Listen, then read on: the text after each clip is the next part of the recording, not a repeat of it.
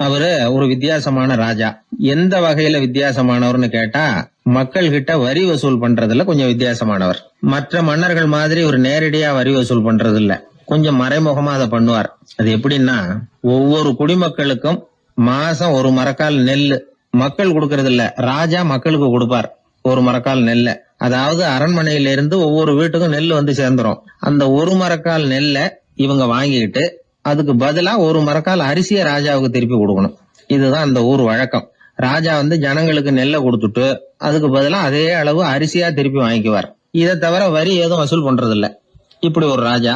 இது மேம்போக்கா பாக்குறதுக்கு ஏதோ சாதாரணமா தெரிஞ்சாலும் குடிமக்கள் ரொம்பவும் கஷ்டப்பட்டாங்க. ராஜா கொடுக்கற நெல்லையும் அரிசியாக்கணும், அதோட இன்னும் ஒரு பாதி அரிசியை இவங்க சேர்த்தும் கொடுத்தாகணும். மக்கள் வந்து ராஜாவை திட்ட ஆரம்பிச்சுட்டாங்க. இந்த ராஜா எப்ப சாவார் அப்படின்னு எதிர்பார்க்க ஆரம்பிச்சுட்டாங்க. ஏன்னா ரொம்ப கஷ்டப்படுத்துறாரு அப்படின்னு. பல பேர் அந்த ஊர்ல வீட்டை காலி பண்ணிவிட்டு வெளி தேசத்துக்கு போயிட்டாங்க. இங்க காலம் தள்ளுறது ரொம்ப கஷ்டம்னு. மக்கள் எதிர்பார்த்தது மாதிரியே நடந்தது.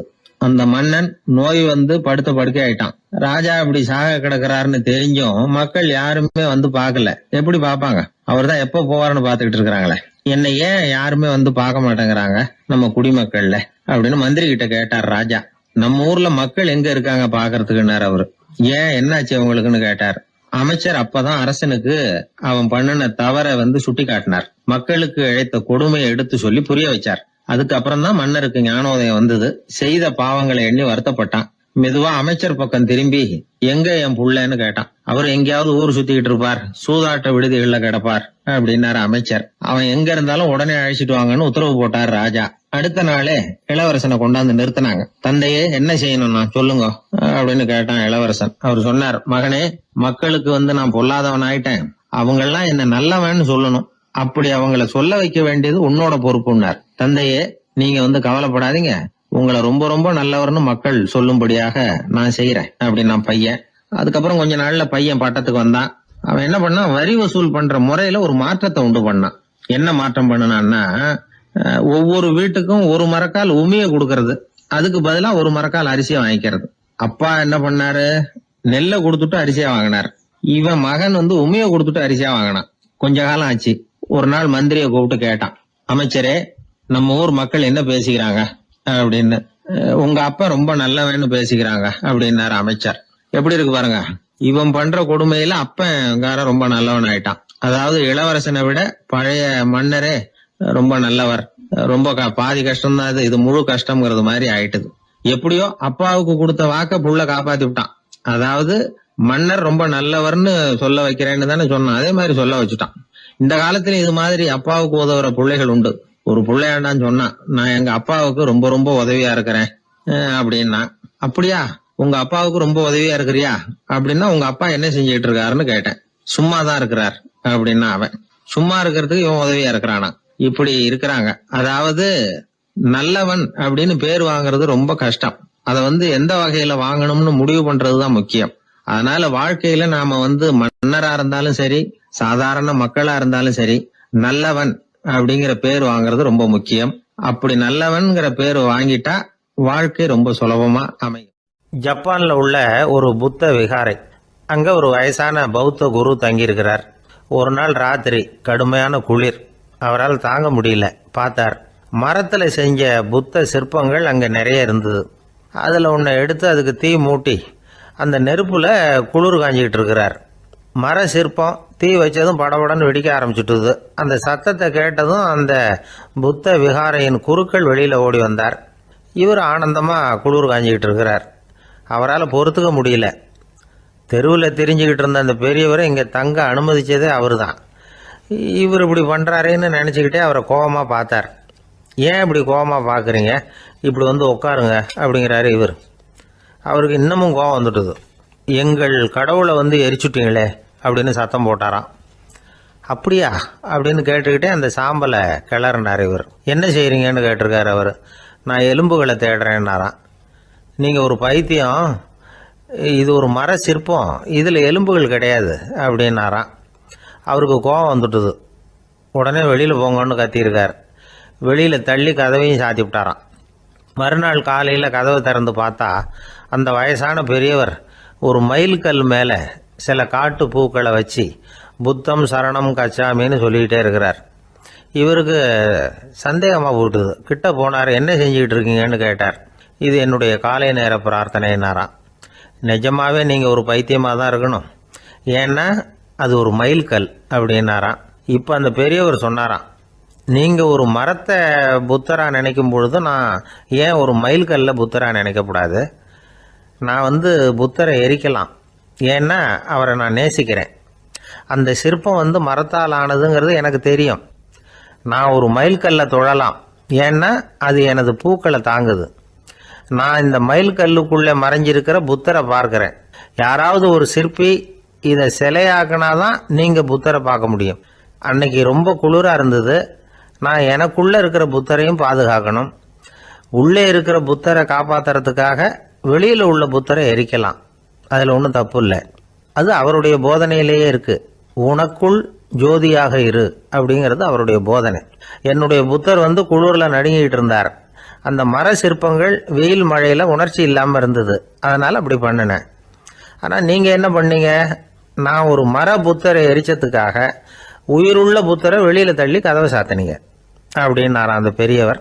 உண்மையான பக்திங்கிறது இதுதான். அதாவது உனக்குள் ஜோதியாக இரு அப்படின்னு புத்தர் சொன்னார் இல்லையா, அது மாதிரி தனக்குள் ஜோதியாக இருக்கிற இந்த காலத்து ஆசாமிகள் நிறைய பேர் உண்டு.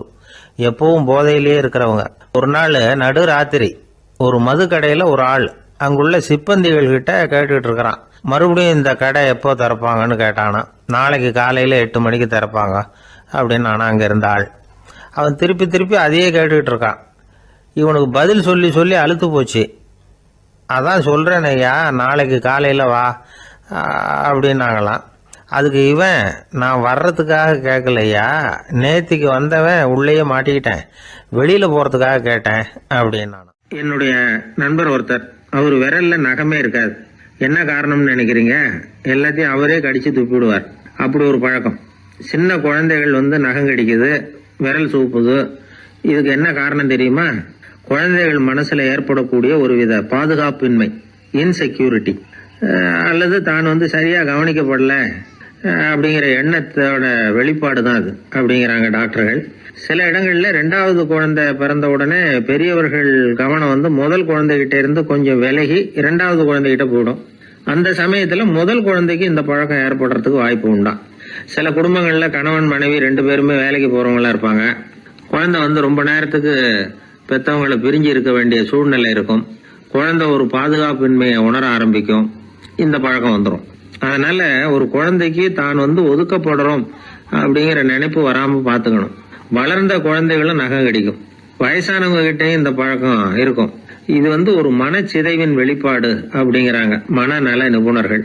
அம்மா அப்பா திட்டினாலும் சரி, அல்லது ஆசிரியர் திட்டினாலும் சரி, இந்த பழக்கம் வந்துடும். நாம தவறு பண்ணிட்டோம் அப்படிங்கிற நினைப்பு வர்ற சமயம் நகம் கடிக்க ஆரம்பிச்சிருவோம்.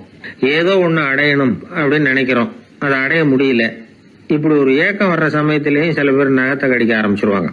ஒரு பெரிய அதிகாரி, தனியார் நிறுவனத்துல வேலை பார்க்கிறவரு, அவரு டென்ஷன் ஆயிட்டாருன்னா உடனே அறைக்கு அதை சாத்தி விடுவாங்களாம். அவரே சாத்திக்குவாராம். அப்படி சாத்திக்கிட்டு உள்ள எதையாவது வெறிச்சு பார்த்துக்கிட்டே நகத்தை கடிக்க ஆரம்பிச்சிருவாராம். இந்த பழக்கம் உலகம் பூரா உண்டு. நகம் கடிக்கிறவங்களை அந்த பழக்கத்திலிருந்து மீட்கிறதுக்கு என்ன வழி அப்படின்னு லண்டன்ல உள்ள அழகியல் நிபுணர்கள் யோசனை பண்ணி பார்த்துருக்குறாங்க. சில ஆய்வுகள் பண்ணி பார்த்தாங்களாம். அவங்க என்ன பண்ணாங்க தெரியுமா? நகம் கடிக்கிற பழக்கம் உள்ளவங்களை எல்லாம் தேடி பிடிச்சாங்க. அவங்களையெல்லாம் 3 பிரிவா பிரிச்சுக்கிட்டாங்க. ஒரு பிரிவு கிட்ட என்ன சொன்னாங்கன்னா, உங்களுக்கு நகத்தை கடிக்கணுங்கிற நினைப்பு வர்றப்போவெல்லாம் டைரி எழுத ஆரம்பிச்சிருங்க அப்படின்னாங்களாம். இன்னொரு பிரிவு கிட்ட, உங்களுக்கு அந்த நினைப்பு வர்றப்போவெல்லாம் உங்க நகத்துக்கு வண்ணம் பூச ஆரம்பிச்சிருங்க, அழகு படுத்த ஆரம்பிச்சிருங்க, நெயில் பாலிஷ் போடுறாங்களே அது மாதிரி. அப்படி ஒரு யோசனை சொல்லியிருக்காங்க. 3வது குழுவினர்கிட்ட, உங்களுக்கு நகத்தை கடிக்கணுங்கிற எண்ணம் வர்றப்போவெல்லாம் விரல்களை இறுக்கமா மூடி வச்சுக்கிட்டு வேற விஷயங்கள்ல கவனம் செலுத்துங்க அப்படின்னு சொன்னாங்களாம். இப்படி 3 வித முயற்சி பண்ணி பார்த்ததுல கடைசியா அவங்க என்ன கண்டுபிடிச்சாங்க தெரியுமா? 3வது குழு செஞ்சதுல நல்ல பலன் கிடைச்சதாம். அதாவது நகம் தெரியாதபடிக்கு விரலை இறுக மூடிக்கிட்டு வச்சுக்கிட்டோம்னா அந்த பழக்கம் மாறுதான். அப்படி இருந்தவங்க கிட்ட இந்த நகம் கடிக்கிற பழக்கம் மெதுவா குறைஞ்சு போச்சான். அதனால நகம் கடிக்கிற பழக்கம் உள்ளவங்க இதை முயற்சி பண்ணி பார்க்கலாம். ஒரு ஆள் இருந்தார், அவருக்கு எப்ப பார்த்தாலும் நகத்தை கடிச்சுக்கிட்டே இருக்கணும், அப்படி ஒரு பழக்கம். அதனால அவர் விரல்ல எப்பவும் நகை இருக்கிறது இல்ல, விரல் இருக்கிறதே பெரிய ஆச்சரியம். அவருக்கு திடீர்னு உடம்புல அரிப்பு, சொரிஞ்சிக்க முடியல, அரிப்பும் நிக்கல. ஒரு வாரம் தொடர்ந்து கஷ்டப்பட்டார். கடைசியா ஒரு டாக்டர் கிட்ட ஓடினார். அவர் எல்லாத்தையும் விவரமா கேட்டுக்கிட்டு கடைசியா கொஞ்சம் மாத்திரை கொடுத்து வேலைக்கு ஒண்ணு சாப்பிடு அப்படின்னாராம். இந்த மாத்திரை எதுக்கு டாக்டர்? அரிப்பு நிக்கிறதுக்கா அப்படின்னாராம். இல்ல நகம் வளர்றதுக்காக அப்படின்னாராம் இந்த டாக்டர். ஒருத்தர் ரொம்ப அவசரமா வந்தார். சார், மனுஷன் நிம்மதியா இருக்கிறதுக்கு என்ன வழின்னு கேட்டார். சீக்கிரமா ஒரு கல்யாணத்தை பண்ணீங்க, எல்லாம் சரியா போடும் அப்படின்னோம். அவர் ஒரு மாதிரியா பார்த்தார். ஏற்கனவே எனக்கு கல்யாணம் ஆயிட்டுது சார், அதனால தானே நிம்மதியா இருக்கிறதுக்கு வழி கேட்கறேன் அப்படின்னார். சரி, இவர் ஒரு மாதிரியான கேஸ் அப்படின்னு நினைச்சுக்கிட்டு நம்மகிட்ட இருந்த ஒரு சின்ன புத்தகத்தை அவர்கிட்ட தூக்கி கொடுத்தோம். இதை படிச்சு பாருங்கன்னு. கல்யாணத்துக்கு பிறகும் சந்தோஷமா இருக்கிறதுக்கு என்ன வழி அப்படிங்கிற கேள்விக்கு அந்த புத்தகத்துல விளக்கம் இருந்தது. கணவன் மனைவிக்குள்ள சிக்கல் வராம இருக்கிறதுக்கு அதுல சில வழிகளை சொல்லி கொடுத்துருக்குறாங்க. அதெல்லாம் என்னென்ன அப்படிங்கறத இப்ப பார்க்கலாமா? குடும்பம்னு இருந்தா கோபம் வரதான் செய்யும், அது வந்துட்டு போட்டும் பரவாயில்ல. ஆனா அந்த கோபம் ஒரே நேரத்துல 2 பேருக்கும் வந்துடாம பாத்துக்கணும். ஒரு சமயத்துல யாராவது ஒருத்தர் தான் கோபப்படணும், அடுத்தவங்க அமைதியா இருக்கணும். அதுக்கப்புறம் இவர் அமைதியான உடனே அவங்க ஆரம்பிச்சுக்கலாம். கோபமா ஏதாவது சொன்னா உடனே கோபமா பதில் சொல்லக்கூடாது. கொஞ்சம் பொறுத்து கோபம் தீர்ந்த உடனே அந்த பதில சொல்லலாம். அப்போ பதில் கோபமா இருந்தா கூட அது அவ்வளவு பெருசா தெரியாது. அற்ப விஷயத்துக்கெல்லாம் காய்ச்சி மூச்சுன்னு கத்திட்டு இருக்கக்கூடாது. உங்க 2 பேருக்குள்ள ஒரு தர்க்கம் ஆரம்பமாயிட்டுதுன்னு வச்சுக்கோங்க. கடுமையா 2 பேரும் விவாதம் பண்றீங்க. உங்கள ஒருத்தர் இதுல ஜெயிக்கணும்னா அது நீங்களா இருக்க வேணாம், அடுத்தவங்க ஜெயிக்கிறதுக்கு நீங்க துணையா இருங்களேன். அப்படின்னா நீங்க கொஞ்சம் விட்டு கொடுக்கணும், அவ்வளவுதான். ஏதாவது குத்தம் சொல்லணுமா, செஞ்ச தப்ப சுட்டி காட்டணுமா, விமர்சனம் பண்ணணுமா, பண்ணுங்க, வேணான்னு சொல்லல. ஆனா சொன்னதை அப்படி சொல்றத கொஞ்சம் அன்பா இதமா சொல்லுங்க. எப்போ நடந்த தவறுகளை எல்லாம் இப்போ போய் மறுபடியும் ஞாபகப்படுத்திட்டு இருக்க வேண்டாம். நான் அப்பவே சொன்னேன் இந்த புடவை வேணாம்னு, நீங்க தான் கேட்கல, இப்ப பாருங்க கிழிஞ்சு போச்சு இப்படின்னு கத்துனாங்க ஒரு அம்மா. எப்போ சொன்னீங்கன்னு கேட்டா ஒரு 10 வருஷத்துக்கு முன்னாடி தீபாவளி சமயத்துல அப்படிங்கிறாங்க. அது என்ன இன்னும் அப்படியே புதுசாகவே இருக்கும்? உங்களுக்கு அவர் தான் பெருசு, அவருக்கு நீங்க தான் பெருசு. அதை விட இந்த உலகத்துல வேற எதுவும் முக்கியம் இல்லைன்னு நினைக்கணும். நீ தான் என்னுடைய உலகம்னு எத்தனை தடவை சொல்லியிருப்பீங்க? அதெல்லாம் வெறும் வசனமா போயிடக்கூடாது. ஏதாவது ஒரு பிரச்சனையை பத்தி கடுமையா விவாதம் பண்ணிட்டு இருக்கீங்க, அதை அப்படியே பாதியில விட்டுட்டு படுக்கைக்கு போயிடக்கூடாது. சொச்சத்தை நாளைக்கு பேசிக்கலாம்னு. அப்படி போனா தூக்கம் வராது. பிரச்சனையை ஒரு முடிவு பண்ணிக்கிட்டு அதுக்கப்புறமா தூங்க போகணும். ஒரு நாள்ல ஒரு தடவையாவது உங்க ஜோடியை பாராட்டி நல்ல விதமா கனிவா ஒரு வார்த்தை சொல்லணும் அப்படின்னு தீர்மானம் பண்ணீங்க. ஏதாவது தப்பு பண்ணிவிட்டீங்கன்னா பரவாயில்ல, அதை ஒத்துக்கிறதுக்கும் மன்னிப்பு கேட்கறதுக்கும் தயாரா இருக்கணும். அது ஒன்றும் கேவலம் கிடையாது. வீட்டுக்குள்ள தானே கேட்க போறீங்க, வெளியில யாருக்கு தெரிய போகுதோ? எப்படியோ உங்களுக்குள்ள ஒரு சமரசம் ஆனா சரிதான். ஒரு தகராறுன்னு எடுத்துக்கிட்டா குறைஞ்சபட்சம் அதுக்கு 2 பேர் தேவை. தனியாவே உட்காந்துக்கிட்டு நான் இப்ப தகராறு பண்ணிட்டு இருக்கிறேன் அப்படின்னு யாரும் சொல்ல முடியாது. 2 பேர் தகராறு பண்றாங்கன்னா பொதுவா அந்த 2 பேர்ல யாரு அதிகமா பேசுறாங்களோ அவங்க பேர்ல தான் தப்பு இருக்கும். அதை மனசுல வச்சுக்கணும். இதெல்லாம் தான் அந்த புத்தகத்துல போட்டிருக்கிற வழிமுறைகள். இவ்வளவும் சரியா வரலன்னா அப்புறமா சொல்லுங்க, வேற புத்தகம் ஏதாவது இருக்கான்னு தேடுவோம். ஒரு கணவன் தன்னுடைய மனைவியை அழைச்சிட்டு ஒரு மனோதத்துவ டாக்டர் கிட்ட வந்தாரா. டாக்டர், எங்களுக்கு கல்யாணம் ஆகி 30 வருஷ காலமா நாங்க ஒரு விஷயத்துல கூட ஒத்து போனதில்லை அப்படின்னு ஆரம்பிச்சார். உடனே அந்த அம்மா குறுக்கிட்டு, அது 30 வருஷம் இல்ல 32 வருஷம் அப்படின்னாங்களாம். ஐயா, என்னுடைய நூல் வெளியீட்டு விழாவுக்கு அவசியம் நீங்க வரணும் அப்படின்னு கூப்பிட்டார் ஒருத்தர். எப்போ வரணும்னு கேட்டேன். அடுத்த வாரம்னார். சரி, புத்தகம் தயாராகிட்டுதா அப்படின்னு. நாளைக்கு தான் அச்சிக்க கொடுக்க போறேன்னார். என்னங்க இது, புத்தகம் அச்சிடுறதுக்கு முன்னாடியே அழைப்புதழை அச்சடிச்சு விட்டீங்களே அப்படின்னு கேட்டேன்.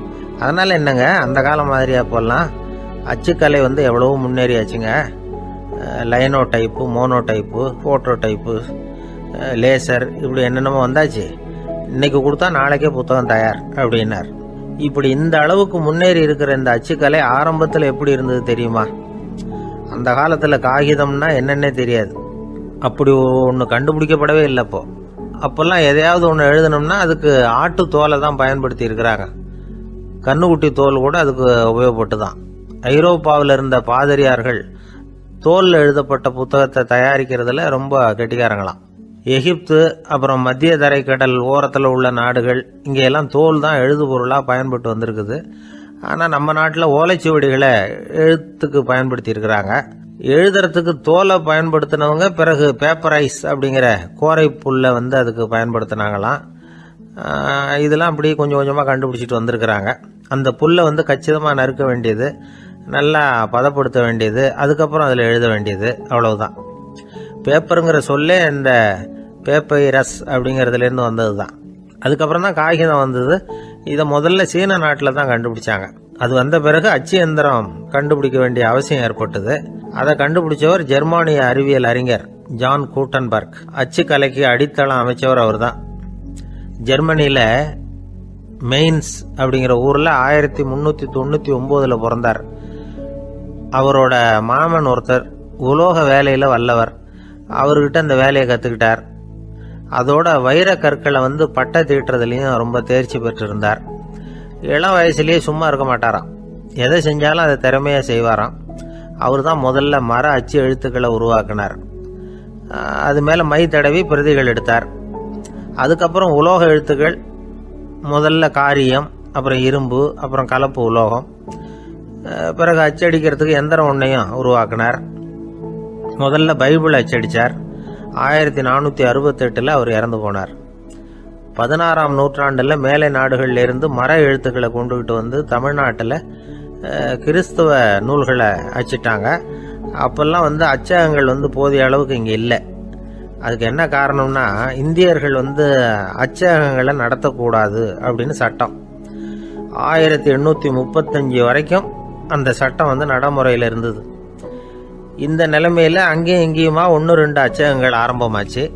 1713 தரங்கம்பாடியில் லூத்தரன் மிஷன் அச்சகம், அதே ஆண்டில் சென்னையில் எஸ்பிசிகே அச்சகம்.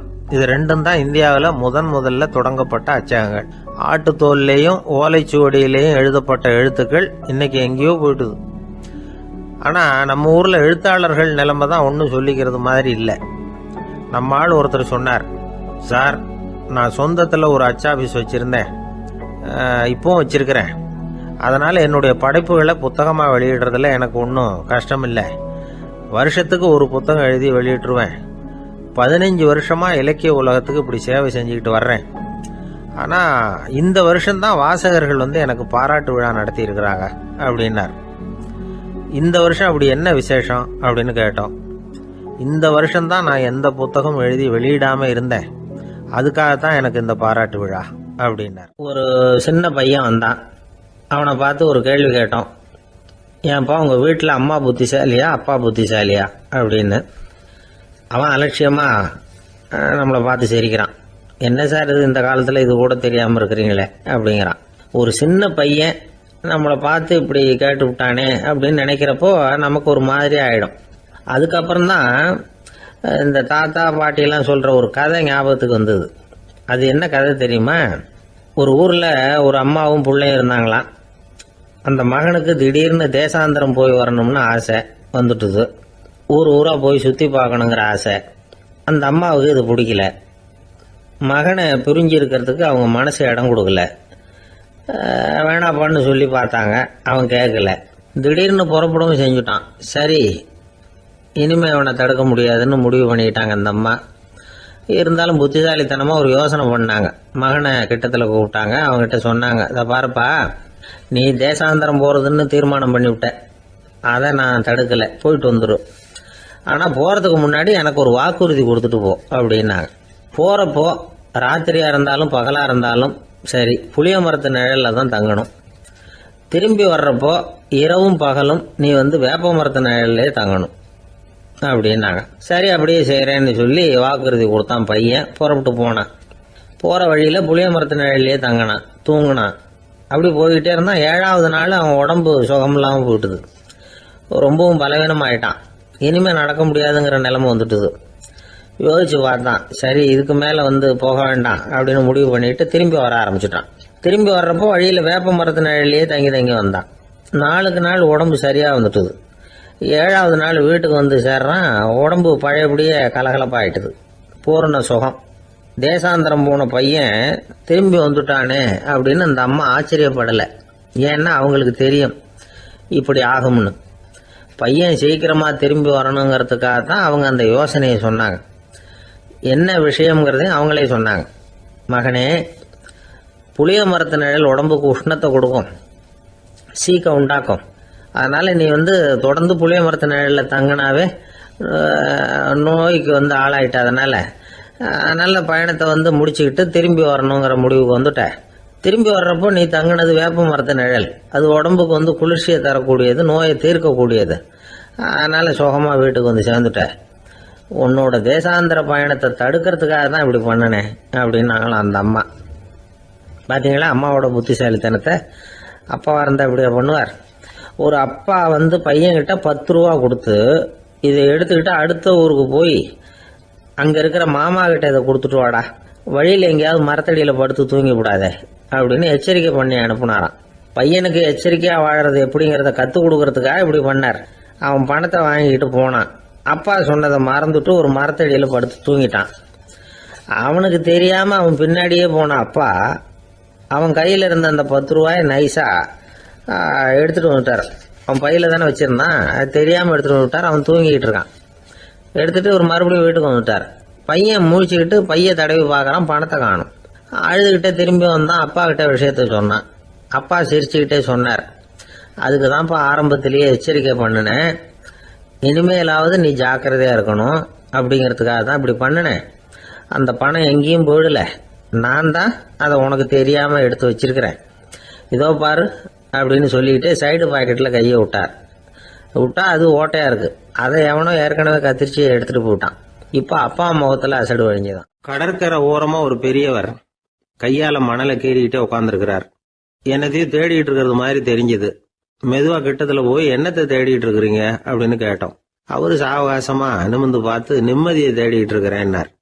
நாங்கள் ஒரு மாதிரி ஆயிட்டோம். இருந்தாலும் சமாளிச்சுக்கிட்டு, சார் மணல்ல கிழிஞ்சல் தான் கிடைக்கும், நிம்மதி கிடைக்காது அப்படின்னோம். சரி, இன்னைக்கு வசமா நம்ம கிட்ட ஒரு ஆள் மாட்டிக்கிட்டார் அப்படின்னு நினைச்சு அவர் பக்கமா போய் உட்காந்துக்கிட்டு கதை சொல்ல ஆரம்பிச்சிட்டோம். ஒரு பெரிய மன்னர் இருந்தார். அவருக்கு எல்லா வசதியும் இருந்தது. இருந்தாலும் ஒரே ஒரு குறை, அது என்னன்னா நிம்மதி இல்லைங்கிற குறை. அரண்மனையில தினமும் கலை நிகழ்ச்சி, நாட்டியம் எல்லாம் நடந்துகிட்டு தான் இருந்தது. இருந்தாலும் நிம்மதி இல்லை. சரி, நிம்மதி எங்க கிடைக்கும் அப்படின்னு தேட ஆரம்பிச்சார். உடனே அதுக்கான முயற்சிகள்ல தீவிரமா இறங்கினார். நாட்டில் உள்ள தத்துவ மேதைகளை எல்லாம் கூப்பிட்டுட்டு வர சொன்னார். எல்லாரும் சேர்ந்தாங்க. அவங்கள பார்த்து நிம்மதி எங்க இருக்குது அப்படின்னு விசாரிச்சார். அவங்களுக்கு அது தெரிஞ்சா ஏன் இப்படி ராஜா முன்னாடி நின்றுட்டு இருக்க போறாங்க? ராஜாவோட கேள்விக்கு ஒவ்வொருத்தரும் ஒவ்வொரு மாதிரி விளக்கம் கொடுக்க ஆரம்பிச்சிட்டாங்க. எந்த பதிலும் ராஜாவுக்கு திருப்தி அளிக்கக்கூடிய அளவுக்கு இல்லை. சரி, போயிட்டு வாங்கன்னு சொல்லி அவங்கள எல்லாம் அனுப்பி வச்சுட்டார். ஒரு நாள் அவர் மாளிகையில உப்பருகையில நின்றுட்டு இருக்கிறார். அந்த சமயத்துல தெருவுல ஒரு பிச்சைக்காரன் ரொம்ப உல்லாசமா பாட்டு பாடிக்கிட்டே போயிட்டு இருக்கிறான். குரல்ல ஒரு சந்தோஷம், நடையில ஒரு மிடுக்கு. அவன்கிட்ட கொஞ்சம் கூட கவலை இருக்கிறதா தெரியல. உடனே ராஜா அதை பார்த்தார். ஏவலாளிகளை கைதட்டி கூப்பிட்டார். உடனே ஓடி போய் அந்த பிச்சைக்காரனை இங்க அழைச்சிட்டு வாங்கன்னு உத்தரவு போட்டார். இவங்க உடனே ஓடி போய் அவனை கூப்பிட்டாங்க. அரண்மனைக்கு வாழ்ந்தாங்க. அவன் வரல. அரண்மனைக்குள்ள அடி எடுத்து வைக்க மாட்டேன்னு சொல்லிவிட்டான். ராஜா கிட்ட விஷயத்த சொன்னாங்க. அவருக்கு ரொம்ப ஆச்சரியம், இப்படி ஒரு ஆள் இருக்கிறானா அப்படின்னு. சரி, அவன் என்னதான் சொல்றான் அப்படின்னு விசாரிச்சார். இவங்க மறுபடியும் தெருவுக்கு போய் கேட்டாங்க. என்ன பார்க்கணும்னா ராஜா விருப்பப்பட்டாருன்னா அவரை வேணும்னா இங்க வர சொல்லுங்க அப்படின்னு சொல்லிவிட்டான். அதை ராஜா கிட்ட சொன்னாங்க. அவருக்கு கோபம் வரல. இவ்வளவு சுதந்திர உணர்வோடு இருக்கிறவன் சாதாரண ஆளா இருக்க முடியாது அப்படின்னு நினைச்சார். உடனே கிடுகிடுன்னு இறங்கி தெருவுக்கு வந்தார். பிச்சைக்காரங்கிட்ட போனார். நீ கவலைப்படாம சந்தோஷமா பாடிக்கிட்டு போறியே, அது எப்படி முடியுது உன்னால அப்படின்னு கேட்டார். ஏன் அப்படி கேக்குறீங்கன்னா அவன், அதுக்கு இல்ல, எனக்கு அரண்மனையில எவ்வளவோ சுகபோகங்கள்லாம் இருக்கு, இருந்தாலும் நிம்மதி இல்ல. இது ஏன்னு எனக்கு தெரியல. இந்த தேசத்துல உள்ள அறிஞர்களை எல்லாம் கூப்பிட்டு கேட்டு பார்த்துட்டேன், அவங்களுக்கும் தெரியல. உன்னை கேட்டா தெரியும்னு நினைச்சேன், அதனாலதான் சந்திக்கிறதுக்கு ஆசைப்பட்டேன். ஆனா நீ வரமாட்டேன்னுட்டியே அப்படின்னார். பிச்சைக்காரன் கடகடன்னு சிரிக்க ஆரம்பிச்சுட்டான். மகிழ்ச்சிக்கும் உங்களுக்கும் தடையா இருக்கிறது இந்த மாளிகை தான். இதை விட்டுட்டு வெளியில வந்துட்டா நிம்மதி தேடிட்டு வந்துடும்னா. நான் அரசன், எனக்குன்னு கடமைகள் இருக்கு, அதையெல்லாம் விட்டுட்டு எப்படி வர முடியும்னார் ராஜா. ரெண்டும் ஒரே நேரத்துல கிடைக்கணுங்கிறது முடியாத காரியம். உங்க சுகபோகத்துக்கு விலையாதான் உங்க நிம்மதியை கொடுத்துக்கிட்டு இருக்கிறீங்க. என்ன பாருங்க, என்கிட்ட எதுவும் இல்லை, அதனால எதுவும் போயிடுமோங்கிற பயமும் இல்லை, நிம்மதியா இருக்கிறேன் அப்படின்னா அவன். ராஜா உடனே சந்தோஷப்பட்டு தன்னுடைய மேலங்கியை எடுத்து அவனுக்கு பரிசா கொடுத்தாரான். அவன் சிரிச்சுக்கிட்டே அதை வாங்க மாட்டேன்னு விட்டானான். இதை நீங்க எனக்கு கொடுக்கறதுனால எந்த பயனும் இல்லை, அதே நேரத்தில் அதை வாங்கிட்டேன்னா அடுத்த வினாடியிலிருந்து அதை எப்படி காப்பாத்துறதுங்கிற கவலை எனக்கு வந்து சேர்ந்துடும். அப்புறம் தூக்கம் வராது, நிம்மதி போயிடும் அப்படின்னு நானா சொல்லிவிட்டு அவன் பாட்டுக்கு சந்தோஷமா பாடிக்கிட்டே போயிட்டான். நிம்மதி எங்க இருக்குங்கிறதையும் ராஜா தெரிஞ்சுக்கிட்டார். அந்த இடத்துக்கு தன்னால போக முடியாதுங்கிறதையும் அவர் புரிஞ்சுக்கிட்டார். இப்படி இந்த கதைய அந்த கடற்கரையில மணலை கீறிக்கிட்டே உட்காந்துருந்தார அந்த பெரியவர்கிட்ட சொல்லி முடிச்சோம். அவர் முகத்துல ஒரு தெளிவு தெரிஞ்சது. எங்களை நிமிர்ந்து பார்த்தார். ரொம்ப நன்றிங்க, இப்ப எனக்கு தெரிஞ்சு போச்சு.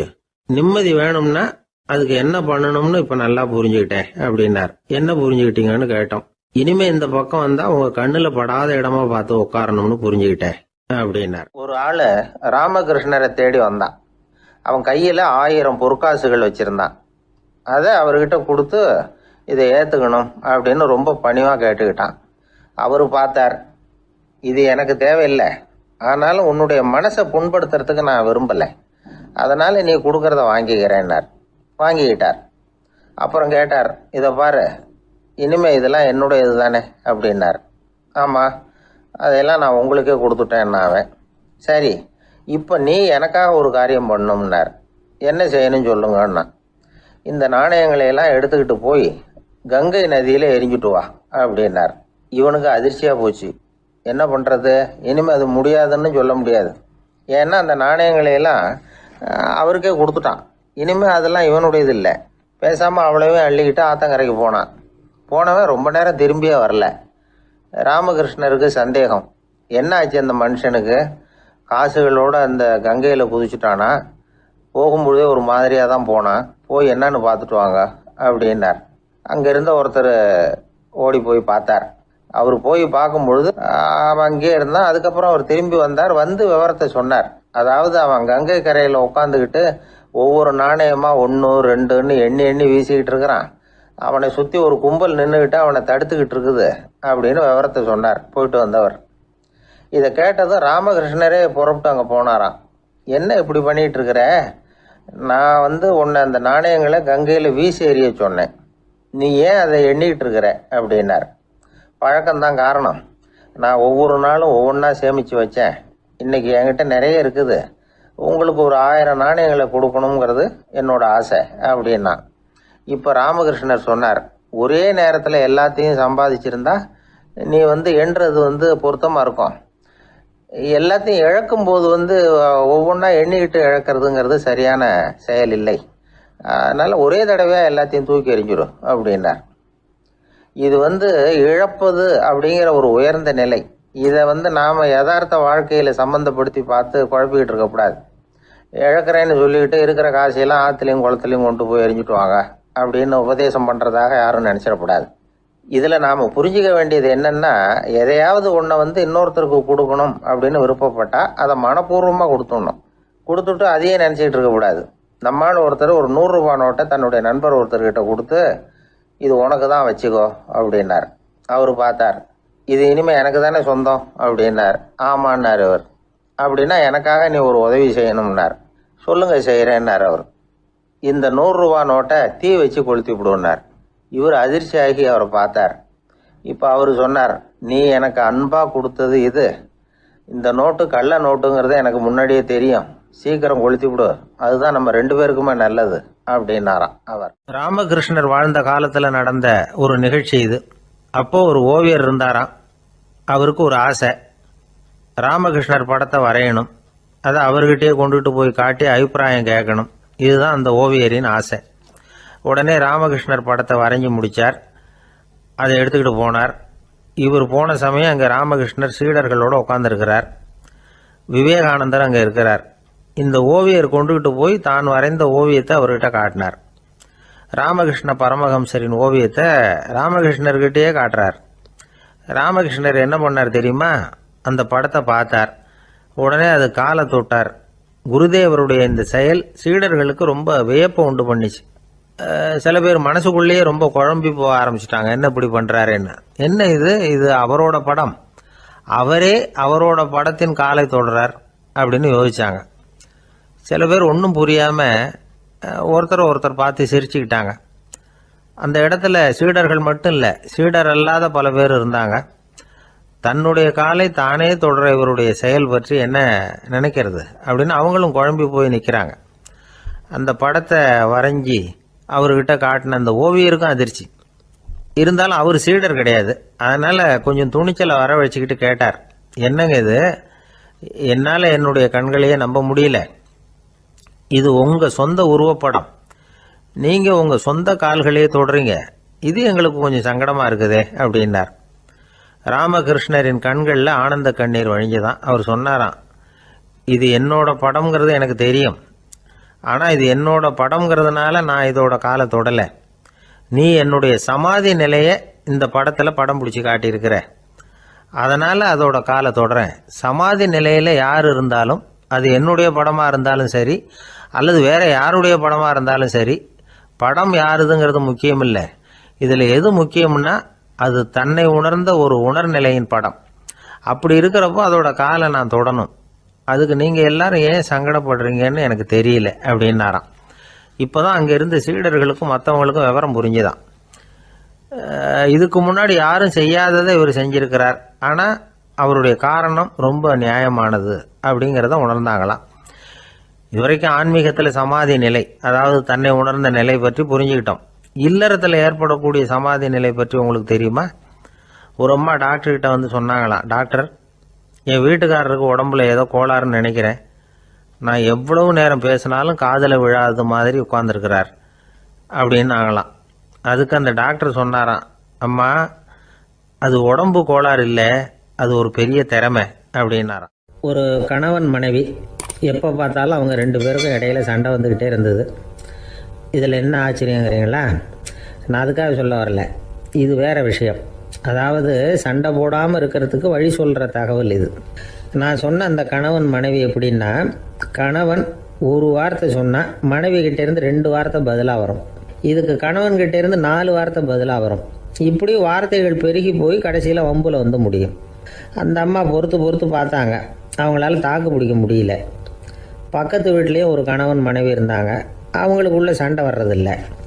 அது எப்படி அவங்களால மட்டும் சண்டை போடாமல் இருக்க முடியுது அப்படின்னு இந்த அம்மாவுக்கு ஆச்சரியம். ஒரு நாள் நேராக பக்கத்து வீட்டு அம்மாக்கிட்டே போய், ஏம்மா, நீங்கள் எப்படி கணவனும் மனைவியும் சண்டை போட்டுக்காமல் இருக்கிறீங்க, அது எப்படி முடியுது உங்களால் அப்படின்னு கேட்டாங்க.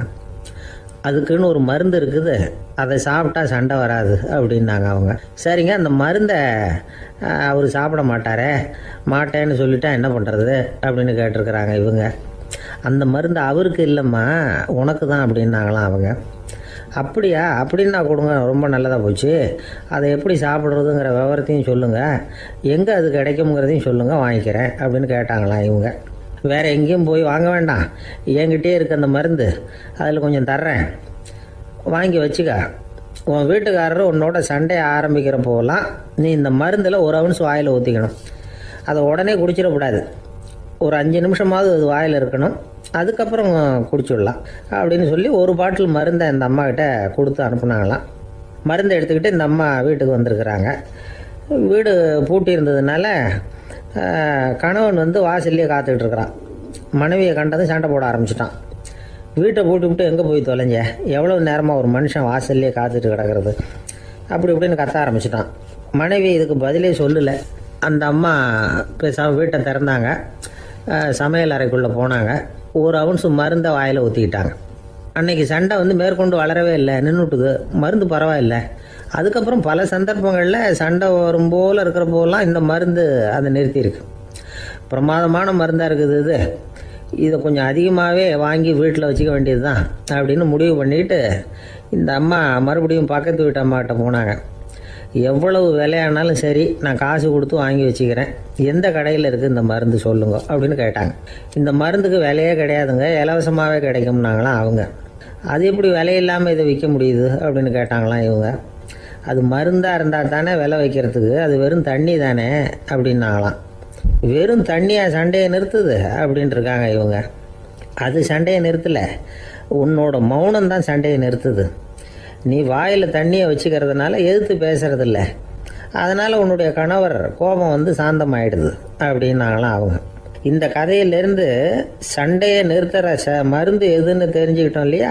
ஒருத்தர் என்ன பண்ணாரு, பாட்டிலில் வந்து தண்ணியை ஊற்றி வச்சுக்கிட்டு அவர்கிட்ட வர்றவங்களுக்கெல்லாம் இதை சிபாரிசு பண்ணலாம்னு நினச்சிக்கிட்டு உட்காந்துருந்தார்.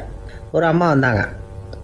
இதை கேட்டுவிட்டு இதையே ஒரு மருந்து மாதிரி கொடுக்கலாம்ங்கிறது அவர் முடிவு. அதனால் பாட்டிலில் தண்ணியை அடித்து வச்சுக்கிட்டு அதில் கலருக்காக என்னத்தையோ ஒரு ஜீரகம் அது மாதிரி எதையாவது கலந்து வச்சுக்கிட்டு ஒரு மருந்து மாதிரி ஒரு பாவனையில் வச்சுக்கிட்டு உட்காந்துருக்காரு. யாராவது வீட்டில் சண்டைன்னா என்கிட்ட வாங்க மருந்து தரேன்னு. ஒரு அம்மா வந்தாங்க. எனக்கும் என் வீட்டுக்காரருக்கும் அடிக்கடி சண்டை வருதுங்க அப்படின்ட்டு இருக்காங்க. கவலைப்படாதம்மா, நான் ஒரு மருந்து தரேன்னு சொல்லி வீட்டுக்குள்ளே போய் ஒரு பாட்டில் எடுத்து வந்து கொடுத்தாரு. பாட்டிலில் இருக்கிறது என்னங்கிறத சொல்லிவிட்டு அது பேரில் மரியாதை வராது இல்லையா, அதனால் சொல்லலை. அந்த அம்மா வாங்கிட்டு போனாங்க. 4 நாள் கழித்து திரும்பி வந்தாங்க. என்னம்மா வீட்டில் சண்டை நின்று போச்சான்னு கேட்டிருக்காரு இவர். அங்கே நின்று போச்சுங்க, இப்போ உங்ககிட்ட ஆரம்பமாக போகுதுன்னாங்களாம். என்னம்மா அப்படின்ட்டுருக்காரு அவர் பயந்து போய். பின்ன என்னங்க நீங்கள் என்ன மருந்து கொடுத்துருக்குறீங்க என்னங்க அப்படின்னாங்களாம் கோவமாக. அது வெறும் தண்ணி தானே அப்படின்ட்டுருக்காரு இவர். தண்ணியாக இது நல்லா பாருங்கள் அப்படின்னு அந்த பாட்டில் நீட்டினாங்களாம். இவர் வாங்கி பார்த்துருக்காரு. அப்புறம் தான் விஷயம் புரியுது அவருக்கு. இவர் கை தவறுதலாக அவங்க வீட்டில் இருந்த மண்ணெண்ணெய் பாட்டில் எடுத்து அவர்கிட்ட கொடுத்துருக்குறாங்க. அப்புறம் என்ன ஆகும், சண்டை வராமல். அர்ஜுனன் கேட்ட கேள்விக்கெல்லாம் பகவான் கண்ணன் வந்து பதில் சொன்னார். அதுக்கு பேர் பகவத்கீதை. அதே மாதிரி உத்தவன் கேட்ட கேள்விக்கும் அவர் பதில் சொல்லியிருக்கிறார். அதுக்கு என்ன பேருனா உத்தவ கீதைன்னு பேர். அது சரி, உத்தவன்னா யார்? கண்ணனுக்கு சின்ன வயசுலேருந்தே தேர் ஓட்டிக்கிட்டு இருந்தவன் அவன் தான். குருஷேத்திர போர் முடிஞ்சது. அதர்மத்தை அழித்து தர்மத்தை நிலைநாட்டி தர்மனுக்கு முடிச்சு விட்டினார் கண்ணபிரான். அதுக்கப்புறம் துவாரகைக்கு திரும்பினார். தான் வந்த காரியம் முடிஞ்சது. அதனால் இளமையிலிருந்தே தனக்கு தேரோட்டியாக இருந்து வந்த உத்தவனை கூப்பிட்டார். இதை பாருப்பா, உனக்கு வேணுங்கிறத கேளுன்னார். அவன் தனக்குன்னு எதையும் கேட்குறதுக்கு ஆசைப்படலை. இருந்தாலும் கேள்வி கேட்குறதில் அவன் ரொம்ப கெட்டிக்காரன். அதனால் கேட்க ஆரம்பித்தான். பரந்தாமா, ராஜசூய யாகத்துக்கு தர்மனை கூப்பிட்டு தன்னுடைய அரண்மனையில் விருந்து வச்சான் துரியோதனை. அதுக்கப்புறம் சூதாட்டத்துக்கு கூப்பிட்டான். தர்மன் வந்து தோல்வி அடைகிற மாதிரி பண்ணிவிட்டான். நீங்கள் தான் முக்காலமும் உணர்ந்தவராச்சே, சூதாட்டத்தில் தர்மர் ஜெயிக்கிறது மாதிரி பண்ணியிருக்கக்கூடாதா? இந்த பகடைக்காயை உருட்டுறப்போ நீங்கள் எதிர்பார்த்தது விழற மாதிரி பண்ணியிருக்கலாமே. சரி, அதுதான் இல்லை. வேடிக்கை பார்த்துக்கிட்டு இருந்த பீமன், அர்ஜுனன், நகுலன், சகாதேவன் இவங்களையும் பணையம் வச்சு ஆடுறப்போவாவது காப்பாற்றிருக்கலாம். அதையும் நீங்கள் செய்யலை. பாவம் அந்த அவல பொண்ணு, ஒன்றும் புரியாத ஒன்றும் தெரியாத அந்த உன்னுடைய சகோதரி திரௌபதி, அந்த பொண்ணை வந்து துச்சாதனன் இழுத்துக்கிட்டு வந்து துகில் உரிகிற கட்டத்தில் காப்பாற்றினியே. இது நியாயமா, முறையா, அறமா? இதுதான் உத்தவன் கேட்ட கேள்வி. இதுக்கு பரந்தாமன் பதில் சொல்கிறார். அப்படி கேள் உத்தவா, தருமனை வந்து துரியோதனன் வந்து சூதாட அழைக்கும் பொழுது என்ன சொன்னான் தெரியுமா? நான் பணையம் வைக்கிறேன், எனக்கு பதிலாக என்னுடைய மாமன் சகுனி பகடைக்காய்களை உருட்டுவான்னு சொன்னான். உடனே தருமன் எனக்கு பதிலாக என்னுடைய மைத்துனன் கண்ணன் வந்து பகடைக்காய்களை உருட்டுவான்னு சொல்லியிருக்கலாமே. அப்படி சொல்லலை. என்ன செஞ்சான் தெரியுமா? துரியோதனன் கூட சூதாட்டத்துக்கு சம்மதிச்சிட்டோம், கடவுளே இது என்னுடைய மைத்துனன் கண்ணபிரானுக்கு தெரியக்கூடாது அப்படின்னு வேண்டிக்கிட்டான். இதனால் தருமன் வந்து எனக்கு வந்து மனசால் தடை போட்டுட்டான். அதனால் அரண்மனைக்கு வெளியிலேயே என்னை கூப்பிடுவாங்கன்னு நான் காத்துக்கிட்டு இருந்தேன். பீமன், அர்ஜுனன், நகுலன், சகாதேவன், திரௌபதி இவங்களை பணையம் வச்சு ஆடுறப்போவாவது கூப்பிடுவாங்கன்னு பார்த்தேன். அப்பவும் அவங்க என்னை கூப்பிடல, நினைக்கல. திரௌபதியை வந்து துச்சாதனன் கூந்தலை பிடிச்சி இழுக்கிறான். அப்போ கூட அவள் தன்னுடைய உடல் பலத்தால் தடுக்கிறதுக்கு முயற்சி பண்ணாலே தவிர என்ன நினைக்கல. துரியோதனன் சபைக்கு இழுத்து செல்லப்பட்ட திரௌபதி அறநூல்களையும் அரச நீதிகளையும் சொல்லிக்கிட்டு இருந்தாலே தவிர என்ன நினச்சே பார்க்கல. துகில் உரிகிற கட்டத்தில் தான் ஹரி ஹரி கண்ணா பரந்தாமன்னு கூப்பிட்டா. அதனால தான் அப்போ போய் நான் காப்பாற்றினேன் அப்படின்னா பரந்தாமன். அப்படின்னா நீ அழைச்சாதான் போவியா, நீயா போக மாட்டியா அப்படின்னு கேட்குறான் உத்தவன். ஆமாம், நான் கூப்பிட்டா தான் போவேன். மனிதர்கள் செய்யக்கூடிய செயல்களையெல்லாம் அவங்கவுங்க போக்கிலேயே விட்டுட்டு வேடிக்கை பார்த்துக்கிட்டு இருப்பேன். நான் குறுக்கிட்டு வந்து ஒன்றுமே செய்ய மாட்டேன் அப்படின்னா பரந்தாமன். மனுஷன் தவறு பண்ணுனா திருத்த மாட்டியா, சும்மா பார்த்துக்கிட்டு தான் உட்காந்துருப்பியா அப்படின்னு கேட்குறான் உத்தவன். நான் மனுஷனுடைய உள்ளத்தில் இருக்கிறப்போ என் எதிரில் மனுஷன் தவறு பண்ண மாட்டான் அப்படின்னு ஆனா கண்ணன். அதாவது யார் நினைக்கிறாங்களோ அவங்க உள்ளத்துலலாம் அவன் இருக்கிறான். அப்படி இருக்கிறப்போ தவறு செய்ய மனுஷன் அஞ்சுவான். இதுதான் உத்தவ கீதைங்கிறது.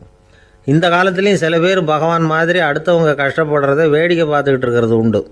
அன்னைக்கு அப்படித்தான். நடுத்தெருவில் ஒரு திருடனை பிடிச்சி எல்லாரும் சேர்ந்து அடிச்சுக்கிட்டு இருக்கிறாங்க. ஒரு ஆள் மட்டும் தள்ளி நின்று அதை வேடிக்கை பார்த்துக்கிட்டு இருக்கான்.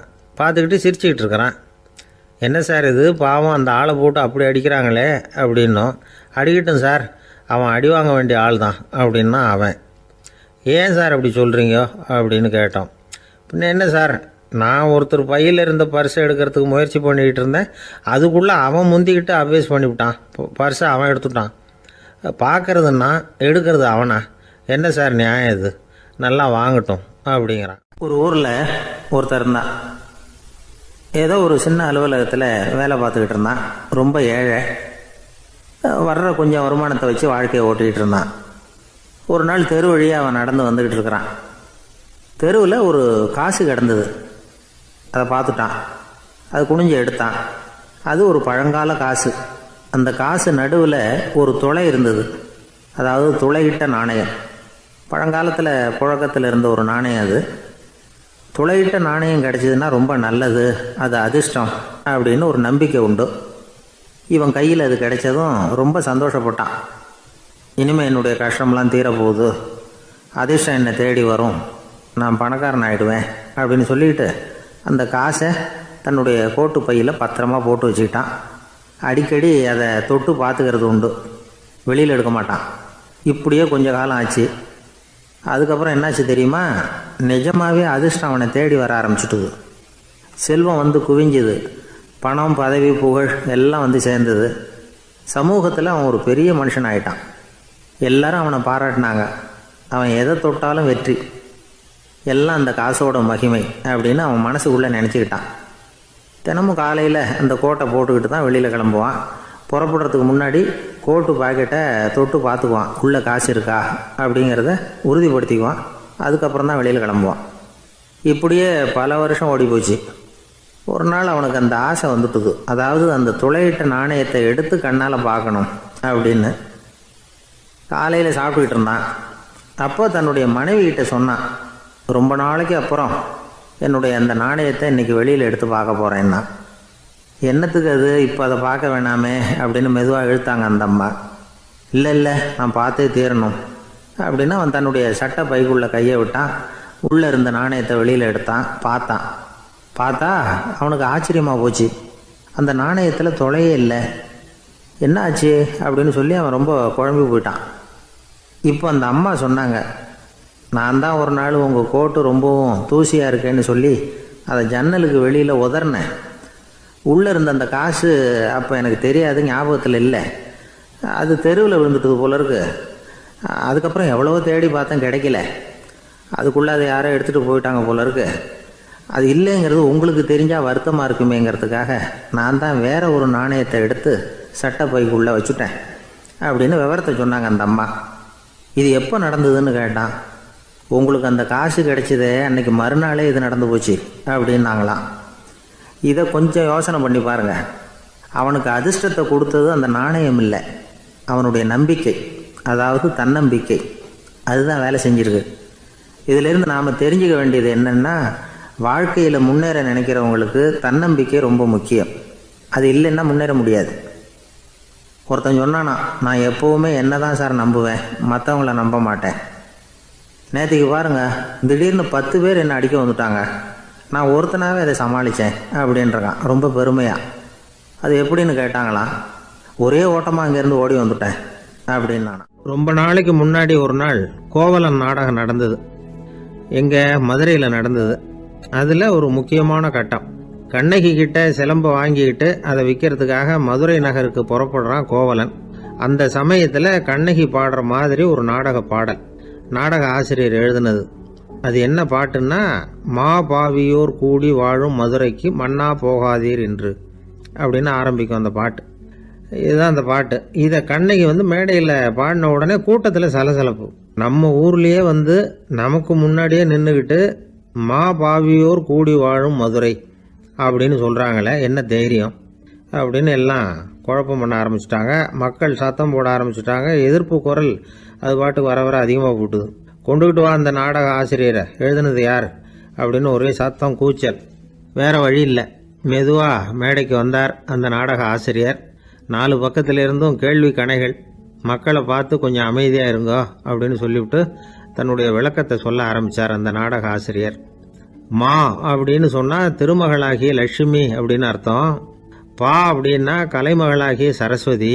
வி அப்படின்னா மலைமகளாகிய பார்வதி. மா பாவியோர் அப்படின்னா திருமகளும் கலைமகளும் மலைமகளும், இவங்க மூவரும் அப்படின்னு அர்த்தம். இந்த 3 பேரும் வாழ்கின்ற மதுரை புனிதம் நிறைந்தது, சகல செல்வங்களும் நிறைஞ்சது.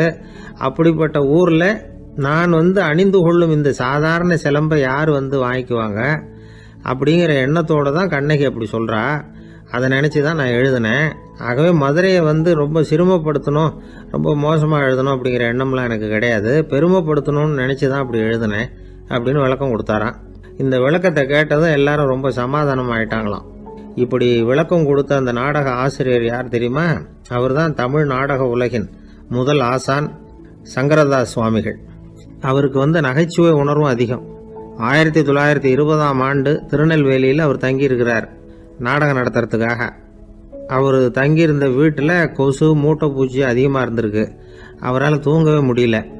அவர் அனுபவித்த தொல்லைகள் ஒரு பாட்டாக உருவாச்சு. வேடிக்கையாக ஒரு பாட்டு எழுதினாராம்.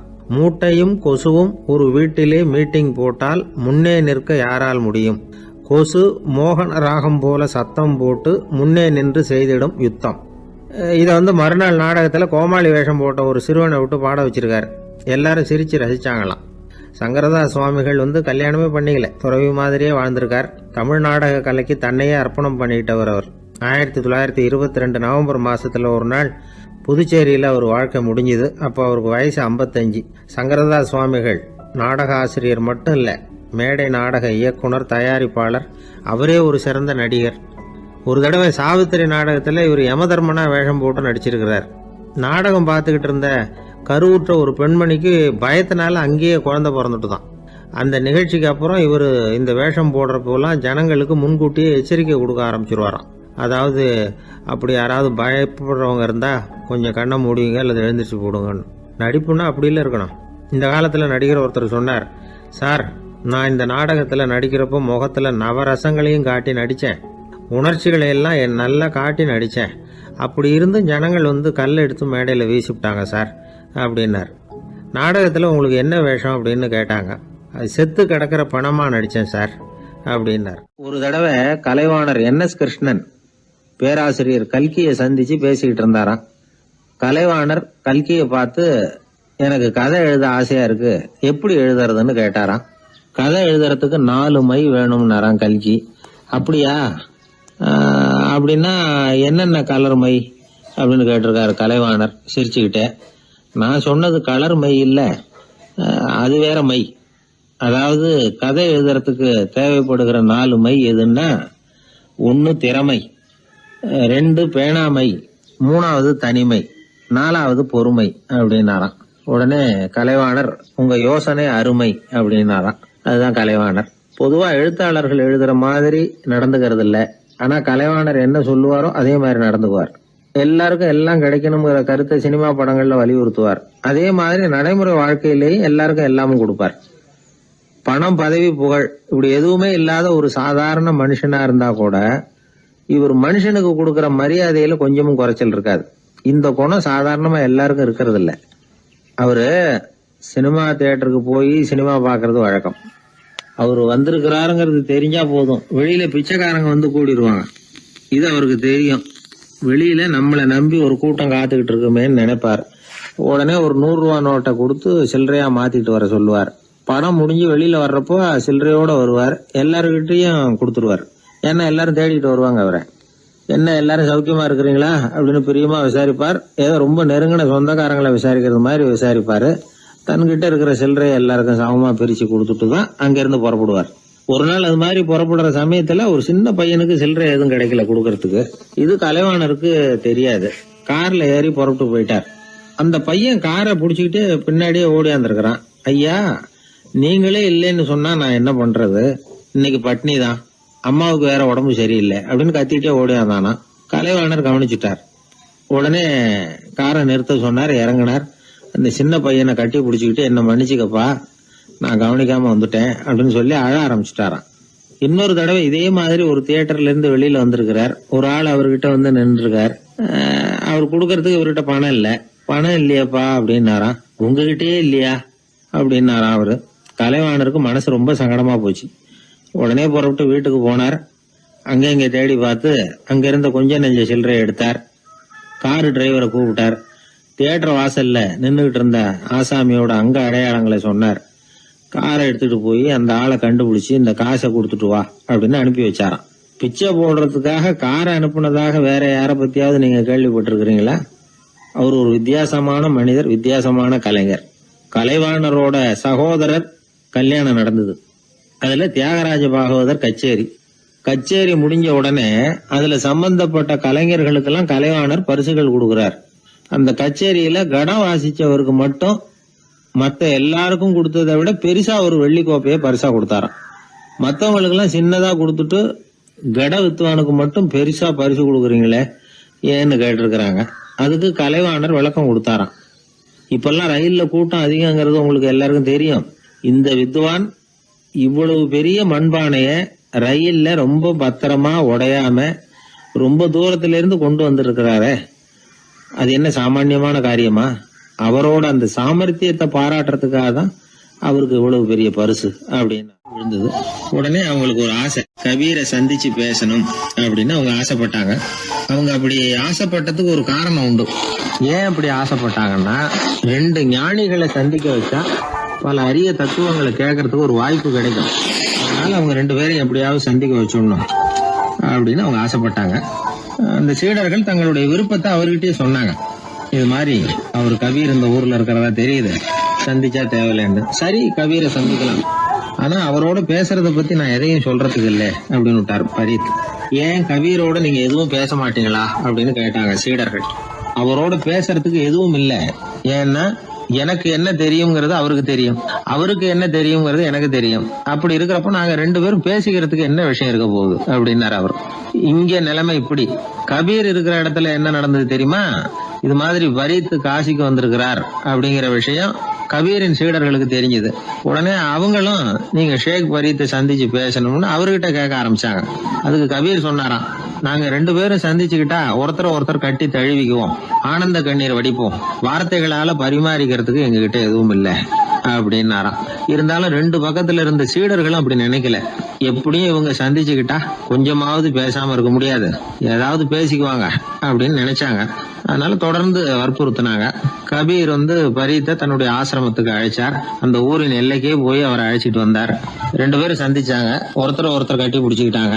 ஒருத்தர் கைய ஒருத்தர் பிடிச்சபடியே ரொம்ப நேரம் நின்றுட்டு இருந்தாங்க. ஆனந்த கண்ணீர் வழிஞ்சுது. கபீர் ஆசிரமத்துல 2 பேரும் மௌனமா உட்கார்ந்துருக்கிறாங்க. ஏதாவது பேசுவாங்கன்னு சொல்லி எதிர்பார்த்துக்கிட்டே 2 பக்கமும் சீடர்கள் காத்துக்கிட்டு இருக்கிறாங்க. பேசுங்கன்னு சொல்லியும் பார்த்தாங்க. அதை கேட்டதும் லேசா சிரிச்சாங்களே தவிர எதுவுமே பேசிக்கலையாம். ஒரு நாள் பூரா இப்படியே போயிட்டுது. அதுக்கப்புறம் பரீத் கபீர் கிட்ட விடைபெற்றுக்கிட்டு புறப்பட்டார்.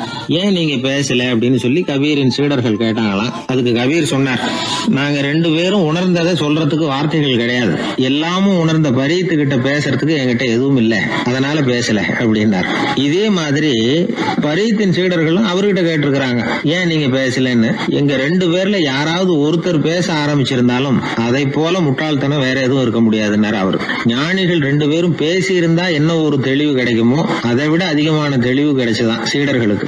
உண்மையின் வடிவமான பரம்பொருள் பேசப்பட வேண்டிய ஒன்றல்ல, அது உணரப்பட வேண்டிய ஒன்று அப்படிங்கறத அவங்க புரிஞ்சுக்கிட்டாங்களாம். ஒரு கணவனும் மனைவியும் ரொம்ப நாள் ஒருத்தர் பிரிஞ்சிருந்தாங்க. பல வருஷங்களுக்கு அப்புறம் அவங்க சந்திச்ச உடனே ஏதாவது பேசலாம்ல, பேசல. 2 பேருமே மௌனமா இருந்தாங்க. இந்த ஞானிகள் மாதிரி ஒருத்தர் ஆர்வமா பாத்துக்கிட்டாங்க, அவ்வளவுதான்.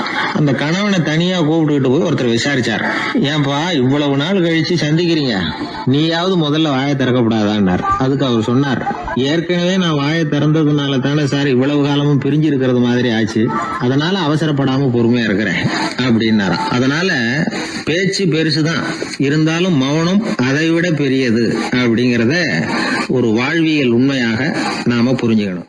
ஒரு சிகை அலங்கார கூடம், ரொம்ப சுறுசுறுப்பாக எல்லாரும் வேலை செஞ்சுக்கிட்டு இருக்கிறாங்க. முடி வெட்டிக்க வந்திருக்கிறவங்க நிறைய பேர், எல்லாரும் வரிசையாக உட்காந்துருக்குறாங்க. அந்த சமயத்தில் திடீர்னு கதவை திறந்துக்கிட்டு ஒருத்தர் உள்ளே வர்றார். அவர் ஒரு பெரிய மனிதர். அவரும் முடி வெட்டிக்கிறதுக்காக தான் உள்ளே வந்திருக்கிறார். அவரை பார்த்த உடனே அங்கே வரிசையில் உட்காந்துருந்தவங்க எல்லாரும் எழுந்திரிச்சு அவர்கிட்ட வந்துட்டாங்க. அவரை சுற்றி நின்றுக்கிட்டாங்க. எப்படி இருக்கிறீங்க, நல்லா இருக்கீங்களா அப்படின்னு விசாரிக்க ஆரம்பிச்சிட்டாங்க. எல்லாம் முடிஞ்சதும் வந்தவர் கேட்டார், வரிசையில் கடைசியாக இருக்கிறவர் யார் அப்படின்னு கேட்டார். ஏன்னு கேட்டாங்க. நான் அதுக்கு அடுத்தபடியாக உட்காரணும், அதுக்காக தான் கேட்குறேன் அப்படின்னார். உடனே அங்கே இருந்தவங்கெல்லாம் என்ன சொன்னாங்க தெரியுமா? நீங்கள் வரிசையில் காத்திருக்கக்கூடாது, நீங்கள் அரசாங்கத்தின் தலைவர், உங்களுக்கு நேரம் முக்கியம், அதனால் நீங்கள் முன்னாடி போங்க அப்படின்னு சொன்னாங்க. ஆனால் அதை அவர் கேட்கல. தோழர்களே, உங்களுடைய கருத்துக்கு ரொம்ப நன்றி. எல்லாரும் வரிசையாக தான் வரணும், அதுதான் முறை. வரிசையில் வரணுங்கிற நடைமுறையை நானும் பின்பற்ற விரும்புகிறேன். நாம் எல்லாரும் சமமானவர்கள் அப்படின்னார். இப்படி சொல்லிவிட்டு வரிசையில் கடைசியாக இருந்த ஒரு நாற்காலியில் போய் உட்காந்துக்கிட்டார். தன் சட்டை பையில் இருந்த ஒரு செய்தித்தாளை எடுத்தார், படிக்க ஆரம்பிச்சிட்டார். ஆனால் அங்கே இருந்தவங்களால இதை பார்த்துக்கிட்டு சும்மா இருக்க முடியல. ஒருத்தர் எழுந்திரிச்சு வந்தார். ஐயா, இப்போ என்னுடைய முறை வந்திருக்குது, நான் தான் போக வேண்டிய முறை. உங்களை இங்கே காத்திருக்க வைக்கிறத விட ஒரு 5 ஆண்டுகளுக்கு கூட நான் முடிவெட்டிக்காமே இருந்துட முடியும் அப்படின்னார். அவர் மறுபடியும் சொன்னார், ஐயா, நீங்கள் வரிசை முறையை தாண்டி போக விருப்பப்படல, சரி, ஆனால் என்னுடைய முறையை மாற்றி கொடுக்கறதுக்கு எனக்கு முழு உரிமை இருக்குது. இதுக்கு பதிலாக உங்களுடைய கடைசி இடத்த நான் எடுத்துக்கிறேன், இதை நீங்கள் மறுக்க முடியாதுன்னார். அங்கே இருந்த மற்றவங்களும் இதை ஒரு மனசாக வற்புறுத்த ஆரம்பிச்சிட்டாங்க. அந்த பெரிய மனிதர் பார்த்தார், சரின்னு கடைசியாக ஒத்துக்கிட்டார். அவர் யார் தெரியுமா? அவர் தான் மாவீரர் லெனின். ரஷ்யாவில் கிரெம்ளின் சிகை அலங்கார கூடத்தில் தான் இது நடந்தது. எல்லாரும் இந்நாட்டு மன்னர்கள்னு வாயளவில் பேசுறதுல என்ன பிரயோஜனம்? நாம் எல்லாரும் சமங்கிறத நடைமுறையில் கடைபிடிச்சி காட்டினவங்க கொஞ்சம் பேர் தான். அவங்களில் ஒருத்தர் தான் லெனின். வரிசையில் நின்று வர்றதுங்கிறது ஒரு சிறந்த பண்பு, உயர்ந்த பண்பு. இன்றைக்கி பல இடங்களில் அது நமக்கு தேவைப்படுது. ஒரு ரேஷன் கடைவாசல், கடை திறக்கிறதுக்கு முன்னாடியே எல்லாரும் வரிசையில் நின்றுட்டாங்க. கடைசியாக வந்த ஒருத்தர் கியூவில் முன்னாடி போகிறதுக்கு முயற்சி பண்ணுறார். ஏற்கனவே நின்றுட்டு இருக்கிறவங்க அவரை முன்னாடி போகிறதுக்கு விட மாட்டேங்கிறாங்க. கடைசியாக போய் நில்லையா அப்படின்னு எல்லாரும் கத்துறாங்க. அதான் அவர் காதில் வாங்கலை, முண்டி அடிச்சுக்கிட்டு முன்னாடி போகிறதுக்கே முயற்சி பண்ணிகிட்டு இருக்கிறார். எல்லாரும் சேர்ந்து அவரை வலுக்கட்டாயமாக இழுத்து கொண்டாந்து பின்னாடி கொண்டு போய் நிறுத்திவிட்டு சொன்னாங்க, இதை பாருப்பா, நாங்கள் இருக்கிற வரைக்கும் நீங்கள் முன்னாடி போய் எதையும் வாங்க முடியாது, தெரிஞ்சுக்கோ அப்படின்னாங்க. இப்போ அந்த ஆள் சொன்னாராம், நான் இங்கே பின்னாடி நிற்கிற வரைக்கும் நீங்களும் எதுவும் வாங்க முடியாது அப்படின்னாராம். ஏன்னு கேட்டிருக்கிறாங்க. நான் தான் அந்த கடையை திறக்க வேண்டிய ஆள் அப்படின்னா. ஒரு ஊரில் ஒரு மன்னன் இருந்தான், கொடுங்கோல் மன்னன். நிறைய தொந்தரவு பண்ணிக்கிட்டு இருந்தான். அவன் ஒரு தடவை என்ன பண்ணான் தெரியுமா? ஒரு தப்பும் பண்ணாத ஒரு இளைஞனை பிடிச்சி ஜெயிலில் அடைச்சுட்டான். அந்த பையனோட சொந்தக்காரங்கள்லாம் ராஜா கிட்ட போனாங்க. அவன் ஒரு தவறும் பண்ணலை, அவனை விடுதலை பண்ணுங்க அப்படின்னு கெஞ்சி கேட்டுக்கிட்டாங்க. மன்னன் யோசனை பண்ணான். அந்த இளைஞனை கூப்பிட்டுக்கிட்டு வர சொன்னான். அவனை கொண்டாந்து ராஜா முன்னாடி நிறுத்தினாங்க. இதை பாருப்பா, உன்னை நான் விடுதலை பண்ணுவேன், ஆனால் ஒரு கண்டிஷன், அந்த நிபந்தனையை நீ நிறைவேற்றினா உனக்கு விடுதலை அப்படின்னா மன்னன். சரின்னு ஒத்துக்கிட்டான் பையன். மன்னன் கண்டிஷன் என்னங்கிறத சொன்னான். உங்ககிட்ட ஒரு செம்மறி ஆட்டை கொடுக்க போகிறேன், 1 மாதத்துக்கு அதுக்கு தேவையான தீனியையும் கொடுக்க போகிறேன். 1 மாதம் கழித்து அந்த ஆட்டை எடை போட்டு பார்ப்பேன். அந்த ஆட்டின் எடை கொஞ்சம் கூட கூடி இருக்கக்கூடாது. எடை கூடி இருந்தால் உனக்கு விடுதலை கிடையாது. என்ன சொல்கிற அப்படின்னா. பையனுக்கு ஒன்றும் புரியல, பயமாக போயிட்டுது. குழம்பிக்கிட்டே நின்றுக்கிட்டு இருக்கிறான். சரி, ஒரு நாள் டைம் தரேன், நல்லா யோசனை பண்ணி பார்த்துட்டு நாளைக்கு உன் முடிவை சொல்லு அப்படின்னா மன்னன். பையன் கவலையோடு வெளியில் வந்தான். அங்கே ஒரு பெரியவர் நின்றுக்கிட்டு இருந்தார். அவர்கிட்ட விஷயத்தை சொன்னான். அந்த பெரியவர் இந்த பையனுக்கு காதோட காதாக ஒரு வழியை சொல்லி கொடுத்தார். அதை கேட்டதும் பையன் மறுபடியும் மன்னன் முன்னாடி நின்னா, உங்கள் நிபந்தனையை ஏற்றுக்கிறேன்னு சொன்னான். மன்னன் ஒரு ஆட்டுக்குட்டியையும் அதுக்கு 1 மாதத்துக்கு தேவைப்படுற தீவனத்தையும் கொடுக்கும்படியாக உத்தரவு போட்டான். கொடுத்தாங்க, ஓடிட்டு போயிட்டான். 1 மாதம் தினமும் தவறாமல் அந்த தீவனத்தை ஆட்டுக்குட்டிக்கு போட்டுக்கிட்டு இருக்கிறான். 1 மாதம் கழித்து அந்த ஆட்டை அரண்மனைக்கு ஓட்டிகிட்டு போனான். மன்னன் அதை எடை போட்டு பார்க்குறான், எடை கூடவே இல்லை, அப்படியே தான் இருக்குது. உடனே போட்ட நிபந்தனைப்படி அந்த இளைஞனை விடுதலை பண்ணிவிட்டான். சரி, ஆட்டுக்கு எடை கூடாமல் இருக்கிறதுக்கு அந்த பெரியவர் சொல்லி கொடுத்த யோசனை என்ன அப்படின்னா, அது வேற ஒன்றும் இல்லை. அந்த ஆட்டுக்கு எதிரில் அது கண்ணில் படுற மாதிரி ஒரு ஓநாயை கட்டி போட சொன்னார். அவ்வளவுதான். ஆட்டுக்கு ஓநாய்ங்கிறது பிறவி பகை. ஓநாயை பார்த்தா ஆடு நடுங்க ஆரம்பிச்சிரும், அவ்வளவு பயம். தினமும் அந்த ஆடு பயந்துக்கிட்டே தேனி சாப்பிட்டுது, எடை கூடல. அதுதான் ரகசியம். இது சின்ன பிள்ளைங்களுக்கான ஒரு கதை. இதிலேருந்து தெரிஞ்சுக்க வேண்டிய உண்மை என்னன்னா, நாமெல்லாம் சாப்பிட்றப்ப மனசும் உடம்பும் அமைதியாக இருக்கணும். அப்பதான் அது உடம்புல ஒட்டும். அவசரத்திலையும் பயத்திலையும் சாப்பிட்டா அது சரியா ஜீரணமாகாது. இன்னொரு ராஜா இருந்தார். அவரும் ஒரு இளைஞனை ஜெயிலில் அடைச்சி விட்டார். விடுதலை பண்ணணும்னா ஒரு கண்டிஷன்னார். என்னன்னு கேட்டான். ஒரு ஆட்டுக்குட்டியை அவன் முன்னாடி கொண்டாந்து நிறுத்துவேன், நீ அதுக்கிட்ட ஒரு கேள்வி கேட்கணும், அதுக்கு சரியான பதிலை சொல்லணும், அப்படி செஞ்சுட்டா உனக்கு விடுதலைன்னார். இளைஞன் யோசனை பண்ணி பார்த்தான், சரின்னு ஒத்துக்கிட்டான். அது பிரகாரமே ஆட்டுக்குட்டியை பதில் சொல்ல வச்சுட்டான். என்ன நடந்தது தெரியுமா? ஆட்டுக்குட்டியை கொண்டாந்து நிறுத்தினாங்க. இவன் மெதுவாக அதுக்கிட்ட போனான். அது காதுகிட்ட போய் ஏப்ரலுக்கு அடுத்த மாதம் என்ன மாதம்னு கேட்டான். அது உடனே மேன்னு கத்திச்சு. இவன் விடுதலை ஆயிட்டான். ஒரு நண்பர் வந்தார். ரொம்பவும் இறுக்கமாக உடை அணிஞ்சிருந்தார். அதாவது ஆடைக்குள்ளே அவர் மாட்டிக்கிட்டு இருந்தது மாதிரி தெரிஞ்சது. ஏன் துணி குறைச்சலாக எடுத்துட்டீங்களா அப்படின்னு கேட்டோம். இல்லைங்க, எனக்கு எப்போவுமே இறுக்கமாக உடை அணிகிறது தான் பிடிக்கும் அப்படின்னார். ஒருத்தர் எப்படி உடை அணிகிறார் அப்படிங்கிறத வச்சு அந்த ஆள் எப்படிப்பட்டவர் அப்படிங்கிறத கண்டுபிடிச்சிடலாம். உடை அணிகிற விதம் ஒருத்தருடைய மனநிலையை வெளிப்படுத்துதான். இப்போ இறுக்கமான உடை அணிகிறவங்க பொதுவாக மன நிம்மதி இல்லாதவங்களாக இருப்பாங்களாம், கோபக்காரங்களாக இருப்பாங்களாம். ரொம்ப தொலைதொலைப்பாக ஆடை அணிகிறவங்க இருக்கிறாங்கல்ல, அவங்கெல்லாம் அமைதியான ஆளாக இருப்பாங்களாம், சாந்தமாக இருப்பாங்களாம். இவங்கெல்லாம் போராடுறதுக்கு சரியாக வரமாட்டாங்களாம். இப்படி ஒரு கணிப்பு இருக்குது. அதனால தான் போர் வீரர்களுக்கெல்லாம் இறுக்கமான உடையை தான் கொடுக்கறது வழக்கம். ஆனால் சன்னியாசிகளை பாருங்கள், அவங்களுக்கெல்லாம் ரொம்ப தொலை உடைகள் தான். அவங்கெல்லாம் டைட் பேண்ட் போட்டுக்கிட்டு நிற்க மாட்டாங்க சன்னியாசிகள்லாம். அதே மாதிரி சன்னியாசிகள்லாம் காவி உடையை தேர்ந்தெடுக்கிறதுக்கும் காரணம் உண்டு. பல ஆண்டுகள் சோதனை செஞ்சு பார்த்துட்டு தான் சன்னியாசத்துக்கு காவி தான் சரி அப்படின்னு முடிவு பண்ணியிருக்கிறாங்க. இப்போ பௌதீக விஞ்ஞானப்படியும் அதுதான் சரி. அதாவது சூரிய ஒளியில் 7 வண்ணங்கள் உண்டு. ஒரு பொருள் மேலே அது விழும் பொழுது அந்த பொருள் நமக்கு சிவப்பாக தெரிஞ்சதுன்னா அந்த பொருள் சிவப்பை தவிர மற்ற எல்லா நிற கதிர்களையும் உள்வாங்கிக்கிட்டு சிவப்பு நிறத்தை மட்டும் வெளியில் விடுது. அதாவது விலக்கி விடுது. அதனால தான் அந்த பொருள் சிவப்பாக தெரியுது. உடல் ஆரோக்கியத்துக்கு ஓரளவு சிவப்பு தேவைப்படுது. அதனால தான் காவி உடை அணிஞ்சால் சூரிய ஒளி ஓரளவு சிவப்பை விலக்கிவிடும். அதாவது சிவப்பின் பலனும் கிடைக்கும், இந்த சிவப்பின் கெடுதலும் இல்லை அப்படின்னு யோசனை பண்ணாங்க. காவி உதய வேளையின் நிறம். கீழ் வானத்தில் கதிர் உதிக்கிற வேளையில் முதல் ஒளி தோன்றுகிற நேரத்தில் காவி நிறம் தான் கசியும். தியானம் செய்கிறப்போ முதல்ல காணக்கூடிய ஒளி காவி நிறம்தான். தியானத்தின் உச்ச நிலையின் நிறம் நீலம். தியானம் காவி நிறத்தில் ஆரம்பமாகி நீல நிறத்தில் நிறைவடைகிறது அப்படிங்கிறார் ஓஷோ. நீலம் தியான சிகரம், காவி தியான ஆரம்ப குறியீடு, ஒரு சன்னியாசியின் ஆரம்ப தரிசனம் அப்படிங்கிறார் அவர். ஒருத்தர் நாள் பூரா காவி உடையே அணிஞ்சிருந்தா அந்த நிறம் அவருக்கு தியானத்தை பற்றிய நினைவை ஊட்டிக்கிட்டே இருக்கும். இப்படியே ஆடைக்கும் தியானத்துக்கும் இடையில ஒரு தொடர் ஏற்படுது. ஒரு துறவியின் உள்ளார்ந்த பண்பா அது மாறுது. கடை வீதியில் ஒரு பொருள் வாங்க போகிறோம், அது மறந்துடக்கூடாதுங்கிறதுக்காக ஞாபகம் முடிச்சு போட்டுக்கிறோம். அந்த முடிச்சுக்கும் பொருளுக்கும் தொடர்பு இல்லை. ஆனால் கடை வீதிக்கு போன உடனே அந்த முடிச்சு அந்த பொருளை ஞாபகப்படுத்துது. அதாவது அந்த முடிச்சு ஒரு தொடர்பு அம்சமாக அமையுது. அது மாதிரி தான் காவி உடையும். ஒரு துறவி நடக்கும் பொழுது, சாப்பிடும் பொழுது, குளிக்கும் பொழுது அவருடைய காவி உடை அவருக்கு ஞாபகப்படுத்திக்கிட்டே இருக்கும். அது ஒரு நிலைப்படுத்தப்பட்ட நினைவாக ஞாபக முடிச்சாக மாறிடுது. காவி ஆடை இல்லைன்னா ஒருத்தரால் துறவியாக முடியாதுன்னு அர்த்தம் இல்லை. அதே நேரத்தில் காவி ஆடையால் ஒன்றும் பிரயோஜனம் இல்லை, அதில் ஒன்றும் அர்த்தம் இல்லை அப்படின்னு சொல்லிட முடியாது. இதுதான் உண்மை. இவ்வளவு தூரம் காவி ஆடையை பற்றி சொல்கிறதுனால எல்லாரும் சன்னியாசியாக போயிடுங்கோ அப்படின்னு நாம் சொல்கிறதாக யாரும் நினச்சிடக்கூடாது. மனசுக்கும் நிறத்துக்கும் உள்ள சம்பந்தத்தை தெரிஞ்சுக்கிறதுக்காக தான் இவ்வளவும். நமக்கு தெரிஞ்ச நண்பர் ஒருத்தர் இருக்கிறார், ஆஃபீஸில் வேலை பார்க்குறவர். ஒவ்வொரு மாதமும் 20ஆம் தேதிக்கு பிறகு அவரை போய் பார்த்தீங்கன்னா காவி உடை அணிஞ்சிக்கிட்டு, கண்ணை மூடிக்கிட்டு, கை ரெண்டையும் விரித்து வச்சுக்கிட்டு தியானத்திலேயே உட்காந்துருப்பார். ஏன் இப்படி பண்ணுறீங்கன்னு கேட்டேன்.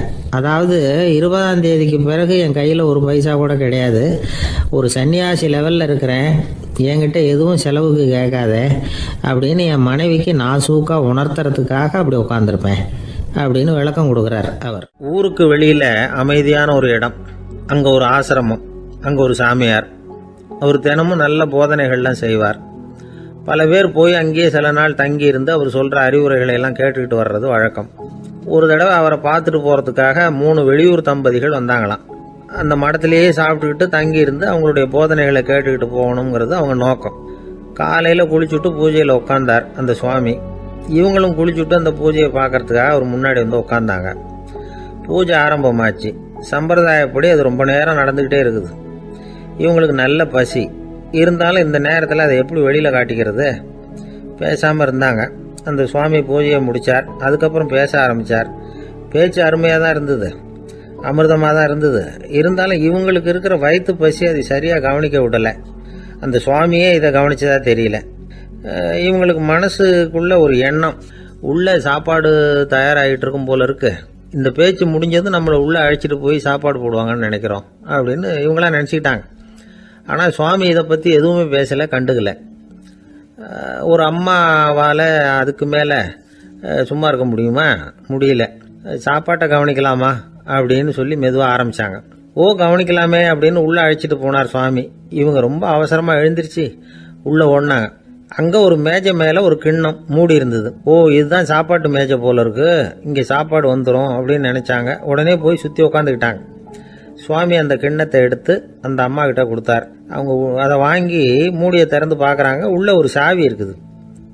சரிதான், இது சமையலறை சாவி போல இருக்கு, அங்கே போய் அதை திறந்து சாப்பாட்டை நாமே எடுத்துக்கிட்டு வந்து இங்கே வச்சுக்கிட்டு சாப்பிடணும் போல இருக்கு அப்படின்னு நினச்சாங்க. சாவி இருக்கு இல்லையா, வாங்க பூட்டு நிறையா காட்டுறேன் அப்படின்னு சுவாமி அவங்கள அழைச்சிட்டு போனார், காட்டினார். இவங்க அந்த அறையை ரொம்ப ஆவலோடு திறந்தாங்க. உள்ளே பார்த்தா அங்கே அரிசி, பருப்பு, விதவிதமான காய்கறி எல்லாம் இருக்குது. சமையலுக்கு வேண்டிய மிளகாய், எண்ணெய், பால், தயிர், நெய் இப்படி எல்லாமே இருக்குது. அடுப்பு, விறகு, நெருப்பு போட்டி அது கூட அங்கே இருக்குது. சாப்பாடு தயாராக இருக்கும்னு நினச்சிக்கிட்டு போனால் இப்படி இருக்குதே அப்படின்னு சொல்லி அதை பார்த்ததும் ரொம்ப சோர்ந்து போட்டாங்க அவங்க. சுவாமி, என்ன இது சாப்பாடு இல்லையா அப்படின்னாங்க. அதுதான் சாப்பாட்டுக்கு வேண்டிய எல்லாம் இங்கே இருக்குதே, அடுப்பு மூட்டி நீங்கள் தான் அவங்கவுங்க ருசிக்கு தகுந்த மாதிரி சமைச்சிக்கணும். இந்த சன்னியாசிக்கு எப்படி சமைக்க தெரியும் அப்படின்னு கேட்டார் சுவாமி. சாப்பாடு தயாராக இருக்கும்னு நாங்கள் எதிர்பார்த்தோம் அப்படின்னாங்க. நீங்கள் இப்படி சொல்லுவீங்கன்னு நானும் எதிர்பார்த்தேன். இது வரைக்கும் நான் எவ்வளவோ தத்துவம்லாம் எடுத்து சொன்னேன். எல்லாத்தையும் விட இதுதான் அனுபவபூர்வமான தத்துவம். ஆண்டவன் நமக்கு நல்ல மனசை கொடுத்துருக்குறான், நல்ல வாய்ப்புகளையும் தந்திருக்கிறான், அதையெல்லாம் பயன்படுத்திக்கக்கூடிய மூளையையும் சிந்தனையையும் கொடுத்துருக்குறான். அதனால் அடுப்பை தான் நீங்கள் மூட்டணும், அடுப்பை நீங்கள் தான் மூட்டணும், உங்களுக்கு உகந்ததை நீங்கள் தான் சமைச்சு ருசித்து அனுபவிக்கணும். ஆண்டவனே அதை செஞ்சுக்கிட்டு இருக்க மாட்டான் அப்படின்னாராம் அந்த சுவாமி. நம்முடைய வாழ்க்கையில் பல நல்ல பலன்களை பெறறதுக்கு நாம் தான் முயற்சி பண்ணணும். அதுக்குரிய சூழ்நிலையை தான் ஆண்டவன் கொடுப்பானே தவிர அதை விளக்கறதுக்காக தான் அந்த சுவாமி அப்படி செஞ்சு காட்டியிருக்கிறார். இது ஒரு பெரியவர் இப்படி ஒரு விளக்கம் கொடுத்தார். அதுக்கப்புறம் அந்த 3 தம்பதிகளும் தெளிவடைஞ்சுட்டாங்களாம். நாம் தெளிவடைகிறது எப்போங்கிறது தான் தெரியல அப்படின்னு பல பேர் இதை கேட்டுட்டு சொல்லிட்டு இருக்கிறாங்க. இந்த கதையை நம்முடைய நண்பர் ஒருத்தர்கிட்ட சொன்னேன். அந்த நண்பர் ரொம்ப சந்தோஷப்பட்டார். நீங்கள் சொல்கிறது கரெக்டு சார், ஆனால் நான் அதை விட ஒரு படி மேலே சார். எனக்கெல்லாம் அரிசி, பருப்பு இருக்கிற ரூம் எதுன்னு கையை காட்டிட்டா போதும், உடனே கிண்ணத்துலேருந்து சாவியை எடுத்து கொடுக்கணுங்கிற அவசியம்லாம் இல்லை எனக்கு. அப்புறம் எப்படி ரூமை திறந்துருவீங்க அப்படின்னு கேட்டேன். பூட்டை உடைச்சி திறந்துருவேன், அதுதான் எனக்கு பழக்கம் அப்படிங்கிறார். வாழ்க்கையில் வெற்றி பெற என்ன வழி?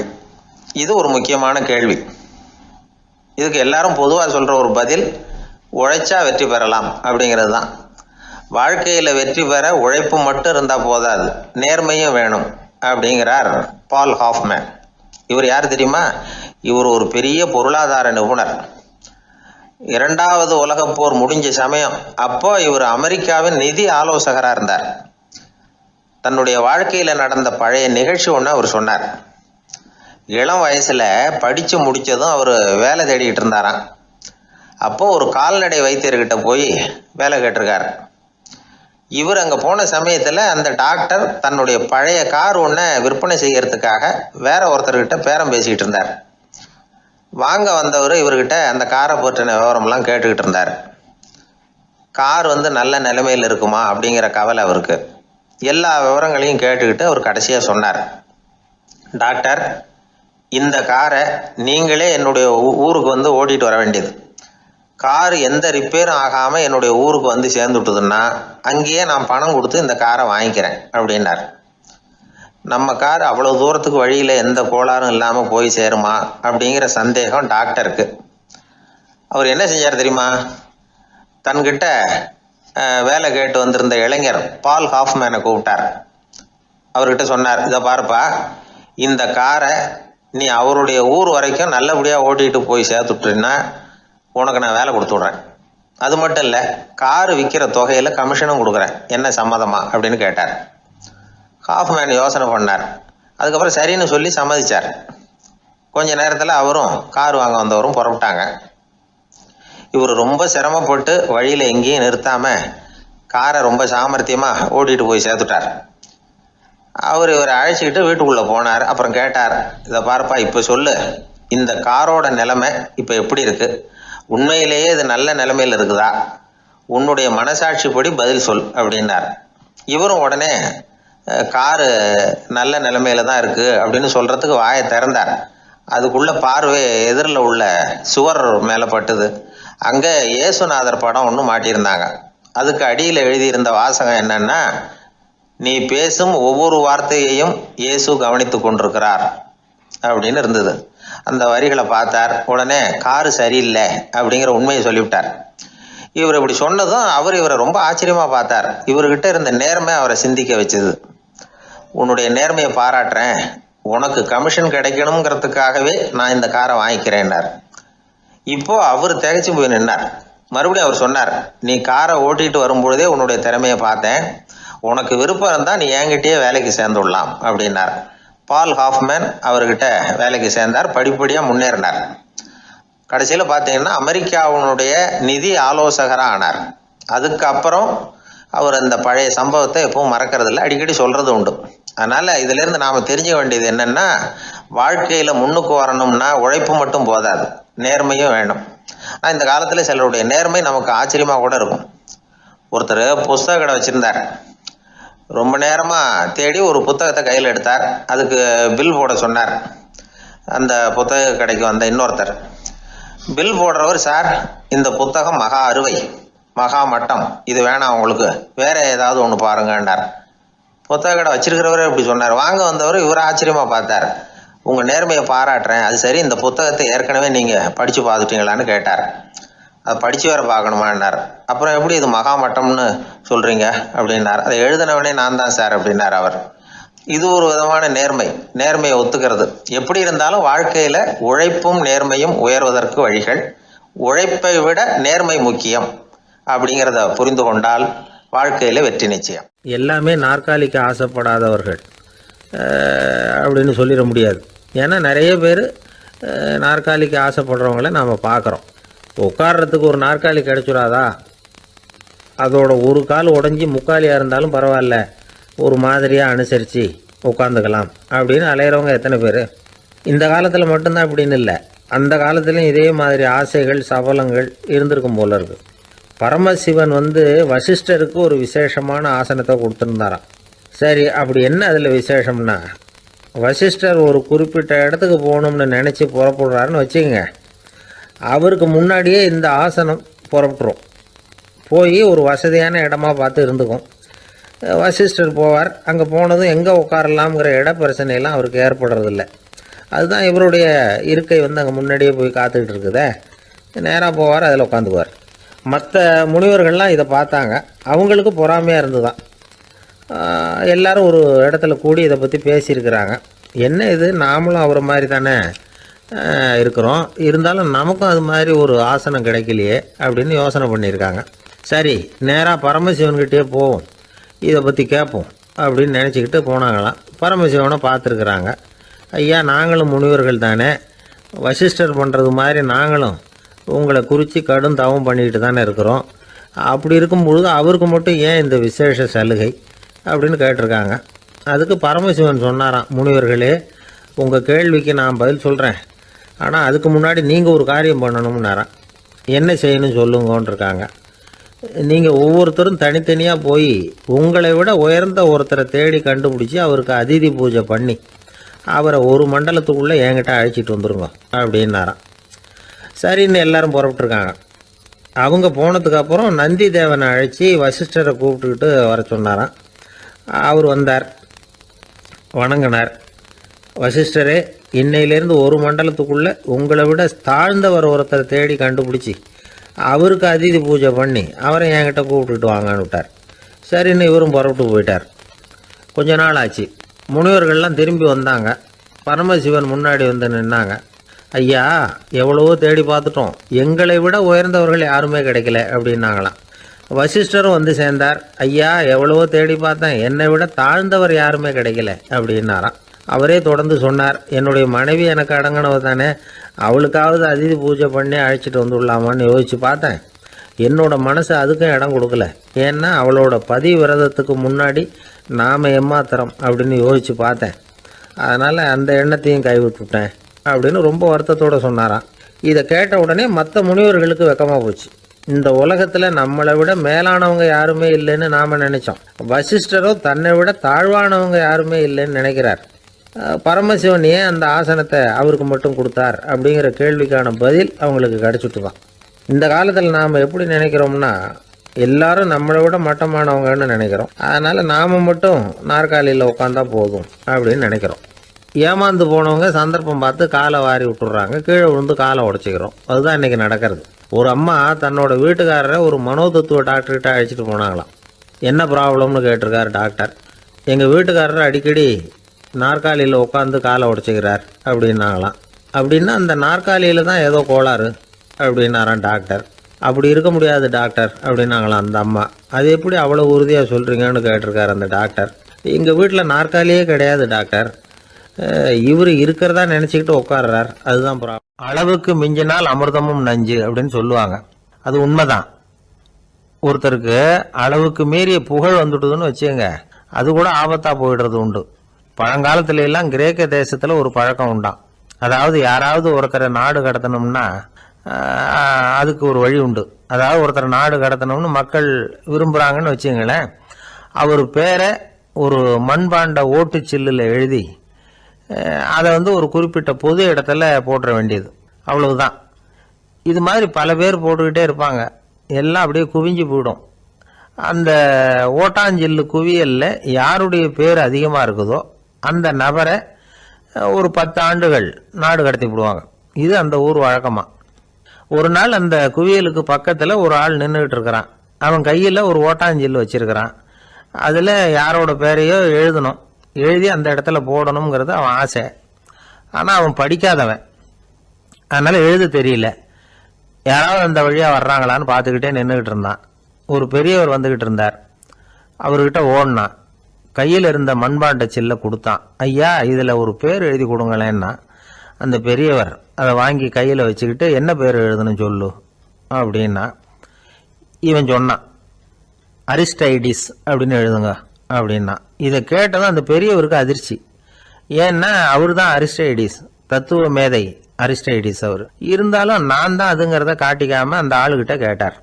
அது சரிப்பா, அரிஸ்டைடிஸ்ங்கிற பேரை எழுத சொல்ற, அவர் உனக்கு என்ன கெடுதல் பண்ணார், அவர் பேரை இதில் எழுத சொல்றிய அப்படின்னு கேட்டிருக்கார்.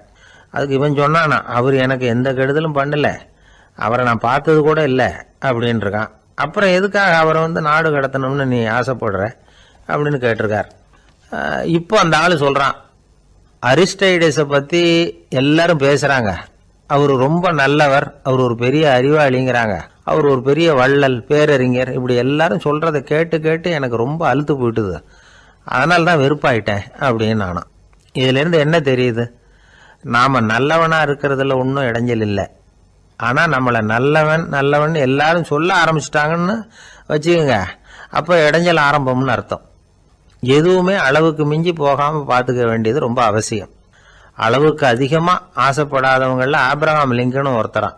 அவர் ஒரு தடவை தன்னுடைய நண்பர்கள்கிட்ட பேசிக்கிட்டு இருந்தாராம். ஒருத்தர் கேட்டிருக்கார், ஒரு மனுஷனுக்கு கால்கள் எவ்வளோ உயரம் இருக்கணும் அப்படின்னு கேட்டாராம்.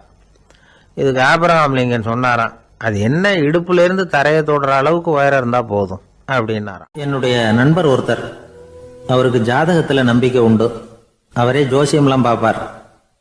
என்ன சார் இந்த காலத்தில் இதையெல்லாம் நம்பிக்கிட்டு இருக்கீங்களே அப்படின்னு கேட்டால், உங்களுக்கு ஒன்றும் தெரியாது சார், இந்த உலகத்தில் ஒவ்வொருத்தரும் அவங்கவங்க செய்கிற நல்லது கெட்டதுக்கு தகுந்த பலனை அனுபவிச்சே தீரணும் பார்.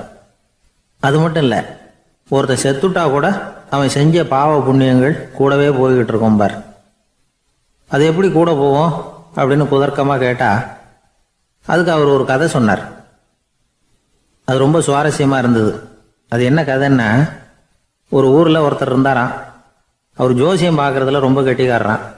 ஒருத்தருடைய தலைமுடியை மட்டும் அவர்கிட்ட காட்டினா போதும், அதை மட்டும் பார்த்துட்டு அவருடைய ஜாதகத்தையே அலசி விடுவாரான். அப்பேற்பட்ட திறமை. அந்த ஆள் ஒரு சமயம் கன்னியாகுமரி கடற்கரைக்கு போயிருந்திருக்கார். அங்க கரை ஓரமா ஒரு மண்டை ஓடு கிடந்திருக்கு. அதை எடுத்து பார்த்திருக்கார். அந்த மண்டை ஓட்டை வச்சுக்கிட்டே அதோட ஜாதகத்தை அலசியிருக்கார். இந்த மண்டை ஓட்டுக்கு உரிய ஆசாமி வாழ்க்கையில ரொம்ப கஷ்டப்பட்டிருக்கணும், நிறைய கஷ்டத்தை அனுபவிச்சிருக்கணும். அது தாங்க முடியாம தான் கடல்ல விழுந்து தற்கொலை பண்ணிட்டு இருக்கான் அப்படிங்கிறத அவரு கணிச்சுட்டார். இருந்தாலும் இந்த மண்டை ஓடு இன்னமும் அனுபவிக்க வேண்டியது பாக்கி இருக்கு அப்படிங்கிறத அவர் உணர்ந்தாராம். அது சரி, ஒருத்தன் உயிரோடு இருக்கிற வரைக்கும் நல்லது கெட்டதை அனுபவிக்க முடியும், செத்ததுக்கு அப்புறமும் பாக்கி இருக்குன்னா அதை எப்படி அனுபவிக்கிறது? இந்த மண்டை ஓட்டுக்கு இன்னும் கொஞ்சம் பாக்கி இருக்குங்கிறது அவருக்கு புரிஞ்சதே தவிர அதோட அர்த்தம் என்னங்கிறது சரியா விளங்கல. சரி, இதை இன்னும் கொஞ்சம் விவரமா ஆராய்ச்சி பண்ணுவோம் அப்படின்னு நினைச்சுக்கிட்டு அதை தன்னுடைய வீட்டுக்கு எடுத்துட்டு போயிட்டார். அந்த மண்டை ஓட்டை ஒரு பெட்டியில வச்சு பூட்டினார். தன்னுடைய தனி அறையில அதை பத்திரமா வச்சுக்கிட்டார். தினமும் ராத்திரி ஆனதும் தன்னுடைய மனைவியை பார்த்து, நீ போய் பூஜை அறையில தனியா படுத்துக்க அப்படின்னு சொல்லிவிட்டு தினம் ராத்திரி 12 மணிக்கு பெட்டியை திறந்து அவர் பார்ப்பார். மண்டை ஓடு அப்படியே இருந்தது தவிர இன்னும் கொஞ்சம் பாக்கி இருக்குங்கிறதுக்கு அர்த்தம் அவருக்கு விளங்கல. அந்த மண்டை ஓட்டுக்கு இன்னும் என்ன பாக்கி இருக்க போகுது? எப்படியோ ஒரு 10 நாள் போச்சு. அந்த வீட்டம்மாவுக்கு சந்தேகம் வந்துட்டுது. நம்ம வீட்டுக்காரரு நம்மளை தனியா ஏன் தூங்க சொல்றார் அப்படிங்கிற சந்தேகம். உடனே பக்கத்து வீட்டு அம்மா கிட்ட விஷயத்த சொல்லியிருக்கிறாங்க. அந்த அம்மா உடனே, நீ கவலைப்படாத, நான் கண்டுபிடிச்சு சொல்றேன் அப்படின்னு சொல்லிவிட்டாங்களாம். அன்னைக்கு ராத்திரியே ஜன்னல் வழியா எட்டி பார்த்துருக்குறாங்க. இந்த ஆள் மண்டை ஓட்டை கையில வச்சுக்கிட்டு அது திருப்பி திருப்பி பார்த்துக்கிட்டு இருக்கிறான். அதை பார்த்துட்டாங்க. மறுநாள் காலையில அவரோட மனைவியை பார்த்தாங்க. ஏம்மா, உன் வீட்டுக்காரருக்கு நீ முதல் மனைவியா 2வது மனைவியா அப்படின்னு கேட்டாங்களாம். எனக்கு தெரிஞ்ச வரைக்கும் நான் ஒருத்தி தான் அவருடைய மனைவி அப்படின்னாங்களாம் அவங்க. அப்படி இல்லை, நீ அவருக்கு 2வது மனைவி. முதல் மனைவியின் மண்டை ஓட்டை தான் அவர் தினமும் ராத்திரியில் எடுத்து பார்த்துக்கிட்டு இருக்கிறார் அப்படின்னாங்க அடுத்த வீட்டு அம்மா. அப்படியா விஷயம் அப்படின்னு சொல்லிவிட்டு கணவன் வீட்டில் இல்லாத நேரமா பார்த்து அந்த மண்டை ஓட்டை எடுத்து கொண்டாந்து ஒரு உரல்ல போட்டு உலக்கையால குத்தி நொறுக்க ஆரம்பிச்சிட்டாங்க. வெளியில போயிருந்த அந்த ஆள் அப்பதான் உள்ள நுழைஞ்சார். மண்டை ஓடு உலக்கை கிட்ட குத்து வாங்கிட்டு இருக்கு. அது அனுபவிக்க வேண்டியது இன்னும் கொஞ்சம் பாக்கி இருக்குங்கிறதுக்கு அர்த்தம் எனக்கு இப்பதான் புரிஞ்சுது அப்படின்னாராம் அவர். இந்த கதையிலிருந்து நாம இன்னொரு நீதியையும் புரிஞ்சுக்கணும். அதாவது நம்ம வீட்டை பத்தி நமக்கு புரியாததெல்லாம் அடுத்த வீட்டுக்கு. ஒரு ஊர்ல ஒரு ராஜா இருந்தார். பெரிய அரண்மனையில தான் இருக்கிறார். எல்லா வசதியும் இருந்தது. இருந்தாலும் அவர் எல்லாரும் சொல்றது எப்படி தெரியுமா, பிச்சைக்கார ராஜா. அப்படி ஒரு பேர் அவருக்கு நிலைச்சு போச்சு. ஜனங்களும் சரி, மற்ற தேசங்களில் உள்ளவங்களும் சரி, அவர் அந்த பேர் சொல்லியே குறிப்பிடுறது வழக்கமாக போட்டுது. இது அவருக்கு ரொம்ப கவலையா போச்சு. என்ன இது, நம்மளை தேடி வர்றவங்களுக்கெல்லாம் நாம சோறு போடுறோம், நம்ம புகழ்ந்து பாடல் ஏற்றி கொண்டு வர்ற புலவர்களுக்கெல்லாம் அவங்க எப்படி வந்தாலும் ஒருவேளை சோறு போடணுங்கிறது உத்தரவு. இவ்வளவுலாம் செஞ்சும் நம்மளை போய் பிச்சைக்கார ராஜான்னு எல்லாரும் சொல்றாங்களே, அது ஏன், எதுக்காக இப்படி சொல்றாங்க? இதுதான் ராஜாவுக்கு குழப்பம். சரி, இதை பத்தி நம்ம அமைச்சர்கள் கிட்ட கேட்கலாமா அப்படின்னு யோசனை பண்ணார். இந்த விஷயத்த போய் அவங்க கிட்ட எப்படி கேட்கறதுன்னு அவருக்கு தயக்கமா இருந்தது. கௌரவ குறைச்சலா தெரிஞ்சது அவருக்கு. சரி, சாதாரண குடிமக்கள் கிட்ட இதை பத்தி கேட்கலாமா அப்படின்னு யோசனை பண்ணார். கேட்கலாம், ஆனா அவங்க யாரும் ராஜா முன்னாடி வந்து நின்று தைரியமா பேசக்கூடிய அளவுக்கு இல்லை. ராஜாவோட குழப்பம் நாளுக்கு நாள் அதிகமா போச்சு. கடைசியா அவர் ஒரு முடிவுக்கு வந்தார். அதாவது இதை பத்தி ஒரு பிச்சைக்காரங்கிட்டே கேட்டு பார்த்துட்டா என்ன. இதுதான் அவர் பண்ண முடிவு. உடனே மாறு வேஷம் போட்டுக்கிட்டு நகர்வலம் போனார். ஒரு பிச்சைக்காரனை கண்டுபிடிச்சார். இதை பாருப்பா, நம்ம ராஜாவை எல்லாரும் பிச்சைக்கார ராஜான்னே சொல்றாங்களே, அதுக்கு என்ன காரணமா இருக்கும் அப்படின்னு கேட்டார். அதுக்கு அவன் சொல்றான், இதுக்கான பதில இன்னும் ஒரு 30 நாள்ல சொல்றேன் அப்படின்னா. உடனே இவருக்கு சந்தோஷம். உண்மையை அவங்ககிட்ட சொன்னார். நான் வேற யாரும் இல்லை, நான் தான் இந்த நாட்டு ராஜா. இப்ப நீ என் கூடவே வந்துரு, அரண்மனையிலேயே தங்கிக்கோ. 30 நாள் கழிச்சு எனக்கு பதில் சொல்லிவிட்டு அதுக்கப்புறமா நீ போகலாம் அப்படின்னு சொல்லி அழைச்சிட்டு வந்துட்டார். அரண்மனையில் ஒரு மூலையில் அவன் தங்கறதுக்கு இடம் கொடுத்தார். தினம் 2 வேளையும் இவனுக்கு சோறு போடுங்க அப்படின்னு உத்தரவு போட்டார். ராஜா கொடுத்த இடத்துல போய் உக்காந்துக்கிட்டான் அந்த பிச்சைக்காரன். தினமும் அந்த அரண்மனையில் நடக்கிறதையெல்லாம் கவனிச்சுக்கிட்டு வந்தான். வேளைக்கு சாப்பாடு வரும், சாப்பிட்டுக்கிட்டு இருக்கான். இப்படி 30 நாள் முடிஞ்சுது. ராஜா வந்தார். என்ன, என்னோட கேள்விக்கு பதில் என்னன்னு கண்டுபிடிச்சிட்டியான்னார். கண்டுபிடிச்சிட்டேன்னா. என்ன எல்லாரும் பிச்சைக்கார ராஜான்னு சொல்றாங்களே, அது நியாயமா படுதா உனக்குன்னு கேட்டார். நியாயமா தான் படுது, சந்தேகம் இல்லாம நீங்க பிச்சைக்கார ராஜா தான். என்னதான் நீங்க வசதியோடவும் படைபலத்தோடவும் இருந்தா கூட நீங்க எங்க வர்க்கத்தை சேர்ந்த ஆசாமி தான் அப்படின்னு அடிச்சு சொல்லிவிட்டான் அந்த ஆள். எதனால் அப்படி சொல்றேன்னு கேட்டார் இவர். அரசே, ஒரு உண்மையை கண்டுபிடிச்சு சொல்றதா நான் உங்ககிட்ட சொன்னேன். நீங்க ராஜ பரம்பரைன்னா உடனே உங்க கழுத்துல கிடக்கிற முத்து மாலையை கழட்டி பரிசா கொடுத்துருப்பீங்க, பொன்னையும் மணியையும் கொடுத்துருப்பீங்க. ஆனா நீங்க அப்படி செய்யல. என்ன ஒரு மூலையில உட்கார வச்சு 2 வேளை சோறு போட சொன்னீங்க. உங்களை தேடி யார் வந்தாலும், யார் பாராட்டி பேசினாலும் அல்லது பிரச்சனைகளை சொன்னாலும் நீங்க செய்யற ஒரே காரியம் சோறு போடுறது தான். பிச்சைக்காரனுக்கு சோறு மட்டும்தான் உலகம். உங்க விஷயத்திலையும் நீங்க அப்படித்தான் நினைக்கிறதாக தெரியுது. நல்லா கவனிங்க. எந்த ஒரு பிரச்சனைக்கும் சோறு தான் முடிவுன்னு நினைக்கிறீங்க பாருங்க. நீங்க சந்தேகமில்லாத எங்களை சேர்ந்த ஆளுதான் அப்படின்னு விட்டான் அந்த பிச்சைக்காரன். அதுக்கப்புறம் தான் அந்த ராஜா தன்னுடைய தவறுகளை எல்லாம் தேர்த்திக்கிட்டாராம். பசின்னு வர்றவங்களுக்கு சோறு தான் போடணும், அது தப்பு இல்லை. பாராட்ட வர்றவங்களுக்கெல்லாம் சோத்தையே போட்டு அனுப்புனா இப்படிதான் பேர் வரும். எனக்கு தெரிஞ்ச ஒருத்தர் தினமும் யாராவது ஒருத்தரை தன் வீட்டுக்கு அழைச்சிட்டு போவார், சாப்பாடு போட்டு அனுப்புவார். முன்னறிவிப்பு இல்லாம திடீர்னு ஒரு விருந்தாளியோட வீட்டில் போய் இவர் நிக்கிறது வழக்கம். அந்த அம்மாவும் இவருக்காக தயார் பண்ணி வச்சிருந்ததை இவர் அழைச்சிட்டு வந்திருக்கிற விருந்தாளிக்கு போட்டுருவாங்க. விருந்தாளி சாப்பிட்டுட்டு போனதுக்கு அப்புறம் இவர் மனைவி கிட்ட உனக்கு சிரமம் வேணாம் அப்படின்னு சொல்லிவிட்டு பக்கத்தில் உள்ள ஒரு ஹோட்டலுக்கு போய் காசு கொடுத்து சாப்பிட்டுட்டு வந்துருவார். பல நாள் இப்படி நடக்கும். ஒரு நாள் அவரை தனியா கூப்பிட்டுக்கிட்டு போய் ஏன் இப்படி பண்றீங்கன்னு கேட்டோம். அதுக்கு அவர் சொல்றாரு, எங்க வீட்டு சாப்பாட்டுல இருந்து தப்பிக்கிறதுக்கு எனக்கு வேற வழி எதுவும் தெரியல சார், அதனாலதான் இப்படி பண்ணிட்டு இருக்கிறேன் அப்படின்னார். ரொம்ப பரிதாபமா. இப்பெல்லாம் நம்ம ஊர்ல மாமியார் மருமகள் ஒருத்தர் நல்லா புரிஞ்சுக்கிட்டு நல்ல விதமா தான் இருக்கிறாங்க பல இடத்துல. அதனால நான் இப்ப சொல்ல போற கதையை கேட்டுவிட்டு இந்த காலத்துல அவ்வளவு மோசமா யாரு சார் நடந்துக்கிறாங்க அப்படின்னு கேட்டு யாரும் சண்டைக்கு வரக்கூடாது. இன்னொரு உண்மையையும் சொல்லிவிடுறேன். அதாவது இந்த கதையை நமக்கு எழுதி அனுப்பி இருக்கிறதே கொஞ்ச நாள்ல மருமகளாகவும் அதுக்கப்புறம் கொஞ்ச காலத்துல மாமியாராகவும் ஆக போற ஒரு நேயர் தான். சரி, இந்த கதைக்கு வருவோம். அதாவது ஒரு சின்ன குடும்பம், அந்த வீட்டில் மாமியார் ஆட்சி, அவங்க வச்சது தான் சட்டம். பிள்ளையாண்டான் எப்படின்னா அம்மா சொல்றதையும் கேட்டுக்குவான், மனைவி சொல்றதையும் கேட்டுக்குவான், நமக்கு என்னத்துக்கு வம்புங்கிற டைப்பு. மருமகள் பேரில் குறை கண்டுபிடிக்கிறதுலேயே அந்த மாமியாருக்கு ஒரு சுவாரஸ்யம். சின்ன சின்ன விஷயத்துல எல்லாம் குத்தம் கண்டுபிடிச்சிக்கிட்டே இருக்கிறாங்க. பொதுவாக எல்லாரும் எப்படின்னா ஏதாவது ஒரு காரணத்துக்காக சண்டை போட்டுக்கிட்டு இருப்பாங்க. அந்த அம்மா எப்படின்னா ஏதாவது ஒரு சண்டையை போடுறதுக்காக காரணத்தை தேடிக்கிட்டு இருப்பாங்க. அப்படி ஒரு மனசு. அந்த மருமக பொண்ணு பாவம் பயந்து பயந்து ஒவ்வொரு காரியமும் செஞ்சுக்கிட்டு வந்தது. இப்படியே பல வருஷம் ஓடி போட்டுது. அந்த மாமியாருக்கும் ரொம்ப வயசாயிட்டுது. இருந்தாலும் அந்த பழைய சுபாவம் மட்டும் மாறவே இல்லை. திடீர்னு ஒரு நாள் பக்கவாதம் வந்து அந்த அம்மாவுக்கு ஒரு பக்கம் கை கால் இழுத்துக்கிட்டுது. வாய் சுத்தமாக பேச முடியாமல் போயிட்டுது. சத்தம் மட்டும் வரும். ஒரு பக்கத்து கை காலை அசைக்க முடியும். பேசுறதெல்லாம் கையால் தான், அதாவது கை சைகையால். இப்படிப்பட்ட நிலைமையில கூட அந்த பொண்ணு தண்ணியோ பாலோ இவங்க எதிரில் கொண்டாந்து வச்சா அதை வேணும்னே தட்டி விட்டுட்டு ஒம்பு வளர்க்கறது. அதுக்கப்புறம் அந்த பொண்ணு தரையை சுத்தப்படுத்தும்ல, அதை பார்த்து ரசிக்கிறது. இருந்தாலும் அந்த பொண்ணு இதையெல்லாம் பெருசுப்படுத்தாமல் ரொம்ப பொறுமையாக தான் இருந்தது. ஒரு நாள் வீட்டில் வச்சிருந்த பாலை பூனை குடிச்சிட்டு போயிட்டுது. வயசான காலத்தில் இந்த அம்மா பால் இல்லாமல் கஷ்டப்படுவாங்களே அப்படின்னு நினச்சி பக்கத்து வீட்டில் போய் கொஞ்சம் பால் வாங்கிட்டு வந்து காய்ச்சி மாமியார் முன்னாடி கொண்டாந்து வச்சுது அந்த பொண்ணு. வழக்கம் போல் அந்த அம்மா பாலை தட்டி விட்டுட்டாங்க. இதை அந்த மருமக பொண்ணு கவனிச்சுட்டுது.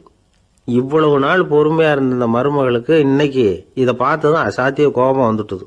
கதவுக்கு பக்கத்தில் சாத்தி வச்சிருந்த உலக்கையை எடுத்து மாமியார் தலையில் போட, அது குறி தவறி கழுத்தில் பட, அந்த அம்மா கழுத்தை பிடிச்சிக்கிட்டு ஊன்னு கத்த, இந்த பொண்ணு ஒன்றும் அலட்டிக்காமல் உலக்கையை எடுத்து மறுபடியும் கதவு பக்கம் சாத்தி வச்சுட்டு அது பாட்டுக்கு நடந்து போயிட்டுது. இருந்தாலும் மனசுக்குள்ளே லேசாக ஒரு பயம். கணவன் வீட்டுக்கு வந்ததும் என்ன விஷயம்னு கேட்டால் எப்படி சமாளிக்கிறது. அன்னைக்குன்னு பார்த்து ரொம்ப நேரம் கழித்து வீடு வந்து சேர்ந்தான் கணவன். உடனே அந்த அம்மா புகார் பண்ண ஆரம்பிச்சுட்டுது. பேச்சு தான் வராத, அதனால் ஒரு பக்கத்து கையால் சைகை காட்டுது. கதவுக்கு பக்கத்தில் இருந்த உலக்க பக்கமாக கையை நீட்டி காட்டி, அப்படியே அந்த கையை தன் கழுத்துக்கு பின்பக்கமாக சுற்றி காட்டி நாக்கை வெளியில் நீட்டி நடந்த விஷயத்தை புரிய வைக்கிறதுக்கு முயற்சி பண்ணுது. இவனுக்கு ஒன்றும் புரியல, என்ன சொல்கிறாங்க அம்மா அப்படின்னு மனைவி கிட்ட கேட்குறான். அதுக்கு அந்த பொண்ணு ரொம்ப புத்திசாலித்தனமா, என்னங்க உங்கள் அம்மா சொல்கிறது உங்களுக்கு இன்னும் புரியலையா?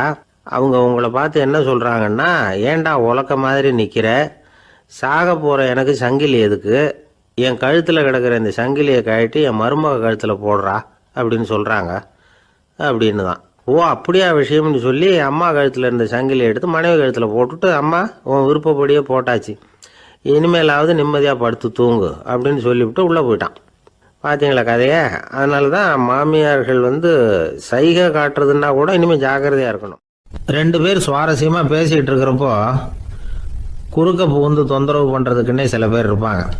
அது ரொம்ப இடைஞ்சலாக இருக்கும். இதே மாதிரி மின்காந்தம் கூட குறுக்க புகுந்து தொந்தரவு பண்ணும். கடைசியில் அது ஒரு பெரிய இடைஞ்சலில் கொண்டாந்து விட்டுரும்.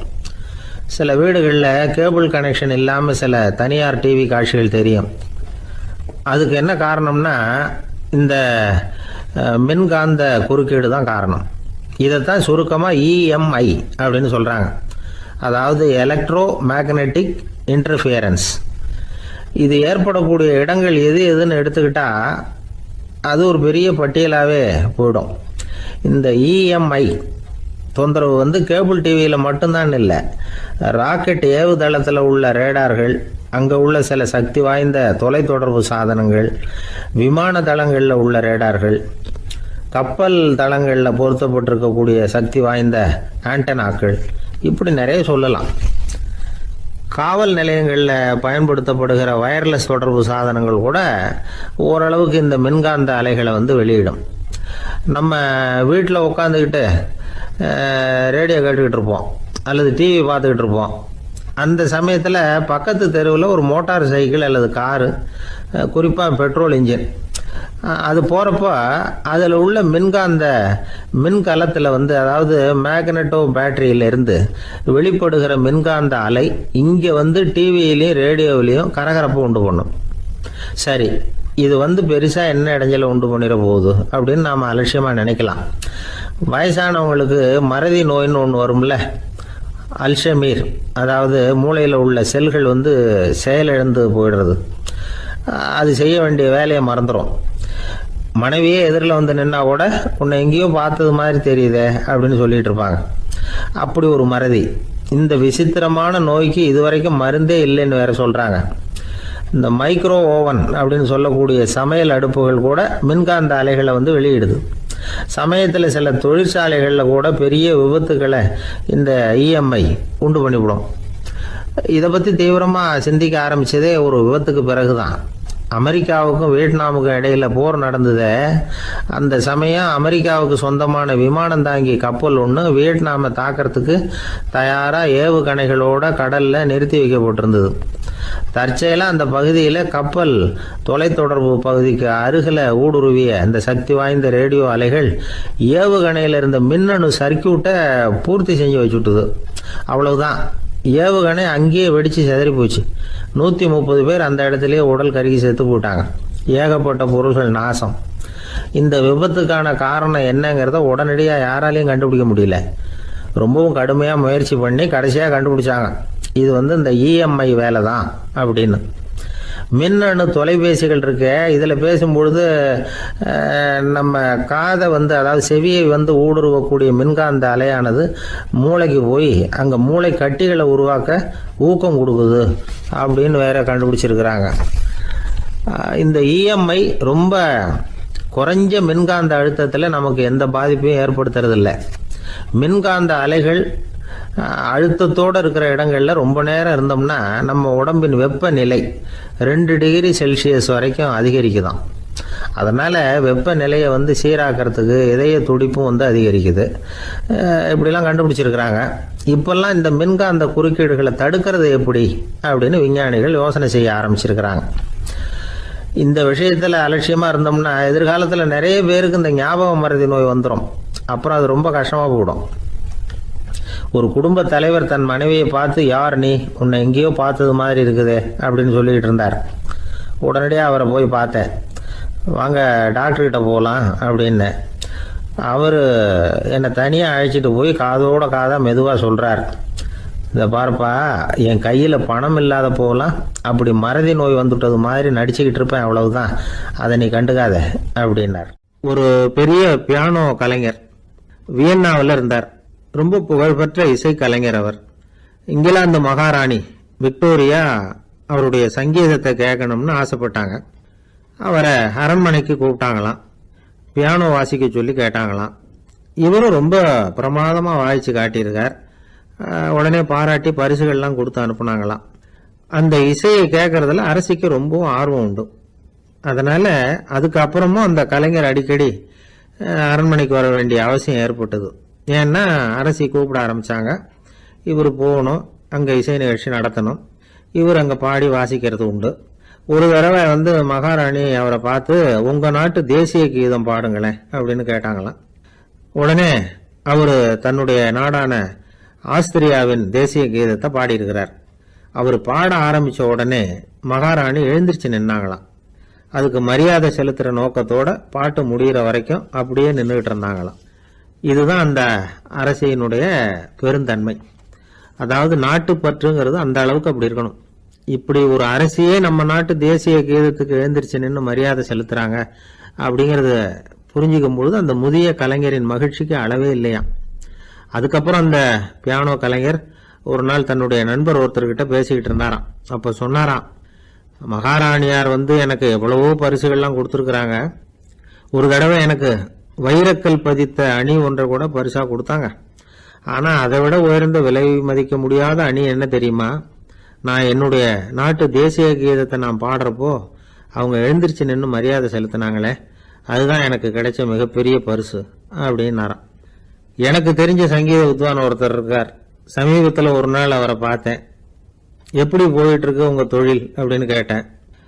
ரொம்பவும் வித்தியாசமாக போயிட்டு இருக்குங்க அப்படின்னார். என்ன சொல்றீங்க அப்படின்னு. முன்னாடியெல்லாம் நான் பாடினா எதிரில் இருக்கிறவங்க தான் எழுந்திரிச்சு போயிட்டு இருந்தாங்க. இப்போ எப்படின்னா நான் பாட ஆரம்பிச்சுட்டா உடனே பக்கவாத்தியக்காரனே எழுந்திரிச்சு போயிடுறான் அப்படின்னார் ரொம்ப வேதனையோட. ஒருத்தரை பார்த்து உன்னுடைய நண்பர்கள் யார் அப்படின்னு ஒரு கேள்வி கேட்டு பாருங்க. கொஞ்சம் யோசிச்சு பதில் சொல்லுவாங்க. அவங்க கிட்டேயே உன்னுடைய எதிரிகள் யார் அப்படின்னு கேளுங்க, கடகடன்னு ஒப்பிச்சிருவாங்க. நம்ம மனசு இருக்க அது எப்படின்னா, நம்ம நண்பர்களை விட எதிரிகளை அது நல்லா ஞாபகத்தில் வச்சுக்கும். இது ஒரு ஆச்சரியமான உண்மை. உங்களால் நண்பர்களை மறந்துட முடியும், ஆனால் எதிரிகளை மறந்துட முடியாது. இது ஒரு வேடிக்கையான நிலைமை தான். அழகான தருணங்களை நாம் ஏன் மறந்துடுறோம்? இது இயற்கை. ஏன்னா நம்ம மனசு மலர்களை கவனிக்கிறது இல்லை, அதில் இருக்கிற முள்ளை தான் கவனிக்குது. தன்னை காயப்படுத்துகிற எதையும் அது உடனே கண்டுகொள்ளுது. ஒரு தெளிந்த சிந்தனையுடைய மனசு மிக அழகாக உள்ள எல்லாத்தையும் கவனிக்கும். அது நன்றியுடன் உணரக்கூடிய எல்லாத்தையும் பார்த்து குறிச்சிக்கும். இப்படிப்பட்டவங்க வாழ்க்கை இயல்பாகவே நல்லா அமையும். அது ரொம்ப அபூர்வம். மனசில் உள்ள ஒரு சிறிய அமைப்பை மாற்றுவதை பொறுத்து தான் இந்த விஷயம் அப்படிங்கிறார் ஓஷோ. ஒரு யூத கோவில் இருந்துதான், அது யூதர்களின் மடமாகவும் இருந்தது. அங்கே ஒரு தலைமை குரு, அவர் ரொம்ப கண்டிப்பானவர். அந்த கோவிலை ஒட்டி ஒரு தோட்டம். ஒரு நாள் காலையில் அந்த தோட்டத்தில் 2 இளம் யூதர்கள் நடந்து போய்கிட்டு இருக்கிறாங்க. காலையில் 1 மணி நேரம், மாலையில் 1 மணி நேரம் அவங்க அந்த தோட்டத்தில் நடக்கிறதுக்கு அனுமதி உண்டு. மற்ற நேரங்களில் அவங்க மத புத்தகங்களை படிக்கணும், பிற விதிமுறைகளை கடைபிடிக்கணும். அந்த 2 பேருமே தொடர்ந்து புகைப்பிடிக்கிற பழக்கம் உள்ளவங்க. ஆனால் கோவில் மடத்தில் இருக்கிறப்போ அவங்க புகைப்பிடிக்க முடியாது, அது கடுமையான குற்றம். சரி, நாம் தோட்டத்தில் இருக்கிறப்போவாவது புகைப்பிடிக்கலாமா அப்படின்னு ஒரு ஆசை அவங்க 2 பேருக்குமே. இருந்தாலும் பயம். இப்படி கேட்டால் மத குரு என்ன சொல்லுவாரோ அல்லது என்ன செய்வாரோங்கிற பயம். இப்படியே கொஞ்ச நாள் ஆச்சு. ஒரு நாள் இந்த 2 பேரில் ஒருத்தன் ரொம்ப கலங்கி போய் அந்த கோவிலில் இருந்து வெளியில் வந்துக்கிட்டு இருந்தான். வந்தவன் நேராக தோட்டத்து பக்கம் போனான். அங்கே இன்னொருத்தன் ஆனந்தமாக புகை பிடிச்சிக்கிட்டு இருக்கிறான். அதை பார்த்து தான் இவனுக்கு அதிர்ச்சி. அட கடவுளே, என்ன இது, நீ கேட்காமலே ஆரம்பிச்சிட்டியா அப்படின்னா. இல்லை நான் கேட்டுவிட்டு தான் ஆரம்பிச்சிருக்கேன்னா அவன். அப்படியா, என்ன மனுஷன் இவர், நானும் தான் கேட்டேன், என்ன கண்ணாமுன்னான்னு திட்டிவிட்டார். இது என்ன கோவிலா இல்லை நரகமா? உனக்கு புகை பிடிக்கணும்னு ஆசையாக இருந்தால் நரகத்துக்கு போகணும்னு சொல்லிவிட்டார். அது சரி, உன்னை மட்டும் எப்படி அனுமதிச்சார் அப்படின்னு கேட்டான் இவன். அவன் சிரிச்சுக்கிட்டே, நீ எப்படி கேட்ட சொல்லு அப்படின்னா, நாம் இந்த தோட்டத்துக்கு வர அனுமதிக்கப்பட்டிருக்கிறதே ஜபத்துக்காகத்தானே, அதனால் நான் ஜபம் சொல்லும் பொழுது புகை பிடிக்கலாமா அப்படின்னு கேட்டேன். அதுக்கு தான் அவர் சத்தம் போட்டு என்னை அடிக்கவே வந்துட்டார் அப்படின்னா இவன். நீ ஒரு மாதிரியாக கேட்டிருக்க, நான் வேற மாதிரியாக கேட்டிருக்கிறேன். ஜெபம் சொல்லும்போது புகை பிடிக்கலாமான்னு நீ கேட்டிருக்க. ஐயா, புகை பிடிக்கும் பொழுது ஜெபிக்கலாமா அப்படின்னு நான் கேட்டேன். அதில் தப்பு ஒன்றும் இல்லை அப்படின்னு பதில் சொல்லிட்டார் அப்படின்னா. ஒரு சிறிய மாற்றம்தான் அது மிகப்பெரிய மாறுதலை ஏற்படுத்தி விட்டது. மனசு நல்ல விதமாக சிந்திக்க ஆரம்பிச்சுட்டுதுன்னா மகிழ்ச்சிக்கு பஞ்சம் இல்லை. ஒரு கஞ்சன் ஆற்றுல விழுந்துட்டான், வெள்ளத்தில் தத்தளிச்சுக்கிட்டு இருக்கிறான். கரையில் நின்ன ஒருத்தர், உன் கையை கொண்டா இப்படி பிடிச்சி இழுத்து கரையில் சேர்த்து விடுறேன்னார். எதையும் கொடுத்து பழக்கம் இல்லாத அவன் கையையும் கொடுக்க மாட்டேன்னுட்டான். இவர் பார்த்தார், உன் கையை கொடுன்னு சொல்கிறதுக்கு பதிலாக நான் என் கையை கொடுக்குறேன் பிடிச்சிக்கோ அப்படின்னார். அவன் கப்புன்னு பிடிச்சிக்கிட்டான், இழுத்து கரையில் போட்டார். ஒரு பூங்கா, அங்கே ஒருத்தர் நின்றுட்டு இருக்கிறார். நின்றுக்கிட்டே ஏதோ ஆழ்ந்த யோசனையில் இருக்கிறார். அந்த பக்கமாக இன்னொருத்தர் வந்தார். இவரை கவனிச்சார். என்ன யோசனைன்னு கேட்டார். எப்படி எழுந்திருக்கிறதுன்னு யோசனை பண்ணிகிட்டு இருக்கிறேன்னார் அவர். கேட்டவருக்கு ஒரு மாதிரி ஆயிட்டுது. ஏற்கனவே நின்றுக்கிட்டு இருக்கிற ஒருத்தர் எப்படி எழுந்திரிச்சு நிற்கிறதுன்னு யோசிக்கிறாருன்னா அது ஆச்சரியம் தானே. அதுக்கப்புறம் இவர் யோசிக்க ஆரம்பித்தார், என்ன இவர் இப்படி பேசுகிறாரு அப்படின்னு. கீழே விழுந்தால் தானே எழுந்திரிச்சு நிற்க முடியும். அதனால் எழுந்திரிக்கணும்னு நினைக்கிறவங்க முதல்ல கீழே விழணும். இவர் முதல்ல கீழே விழணும், அதுக்கப்புறம் தான் எழுந்திருக்கிறது எப்படின்னு சிந்திக்க முடியும். இந்த உலகத்தில் எல்லாருமே கீழே விழுந்து எழுந்தவர்கள் தான். இப்போ இந்த குழந்தை பருவத்தில் கீழே விழாமல் நடைபயில கற்றுக்கிட்டவங்க யாராவது உண்டா? சின்ன வயசில் ஒரு தடவை கூட கீழே விழலை சார், அப்படியே பிறந்தார் வளர்ந்தார் பெரியவர் ஆயிட்டார் அப்படின்னு யாரையும் சொல்ல முடியாது. அதனால் மனுஷங்கிறவன் விழுந்து புரண்டு எழுந்து தான் நடக்க கற்றுக்கிறான். ஒரு உண்மையை நாம் எல்லாரும் புரிஞ்சுக்கணும். இந்த உலகத்தில் தவறு செய்யாத மனிதர்களே யாரும் கிடையாது. அப்படி இருக்கிறப்போ எப்போதாவது நாம் தவறு பண்ணிவிட்டோம்னா அதுக்காக மனசு உடஞ்சி போயிடக்கூடாது, வாழ்க்கையில் வெறுப்பு வந்துடக்கூடாது. ஒரு தவறு நடந்துட்டுதா அதுக்காக மனசு உடஞ்சி போடாதீங்க, அதை ஒரு பாடமாக எடுத்துக்கங்க. அதே தவறு மறுபடியும் நடக்காமல் வேணும்னா பார்த்துக்கலாம், அது போதும். தடைக்கல்ல படிக்கெல்லாம் மாற்றிக்கணும், இதுதான் இதில் முக்கியம். ஒரு அலுவலகம், அங்கே ஒரு அதிகாரி, அவர் உயர்ந்த பதவியில் இருந்தார், சிறந்த நிர்வாகின்னு பேர் வாங்கினவர். அவர் தனக்கு கீழே வேலை செய்கிறவங்க கிட்டெல்லாம் சொல்லுவாராம், இந்த நிறுவனத்தில் நீங்கள் எத்தனை தடவை வேணும்னாலும் தவறுகள் செய்யலாம், ஆனால் ஒரே விஷயம் என்னென்னா ஒரே தவறை மறுபடியும் செய்யக்கூடாது, அது முக்கியம் அப்படின்பாராம். இதை மேம்போக்காக பார்த்தா அவர் ஏதோ தன்னுடைய ஊழியர்களை தவறு செய்ய தூண்டுறது மாதிரி தெரியும். ஆனால் உண்மை அப்படி இல்லை. இன்னைக்கு என்ன நடக்குது தெரியுமா? அநேகமாக எல்லா மனிதர்களுமே ஒரே தவறை தான் மறுபடியும் மறுபடியும் செய்கிறாங்க. விளையாட்டு வீரர்கள் ஒரே மாதிரியான தவறுகளை திரும்ப திரும்ப செய்கிறது உண்டு. கணக்கு எழுதுகிறவங்கள பாருங்கள், ஒரே தப்பை மறுபடியும் மறுபடியும் செய்வாங்க. அலுவலகம் வருகிறவர்களை கவனிங்க, ஒரு நாள் தாமதமாக வந்தால் பரவாயில்ல, தினமும் தாமதமாக வருவாங்க. இது மாதிரி செய்த தவறையே திரும்ப திரும்ப செய்கிறதுக்கு என்ன காரணம் அப்படின்னா சோம்பல், ஞாபக மறதி, கவனக்குறைவு, தன்னுடைய திறமை பேரில் அளவுக்கு மீறிய நம்பிக்கை, இப்படி இதில் ஏதாவது ஒரு காரணமாக இருக்கலாம் அப்படிங்கிறாங்க இது பற்றி ஆய்வு செய்கிற வல்லுநர்கள்.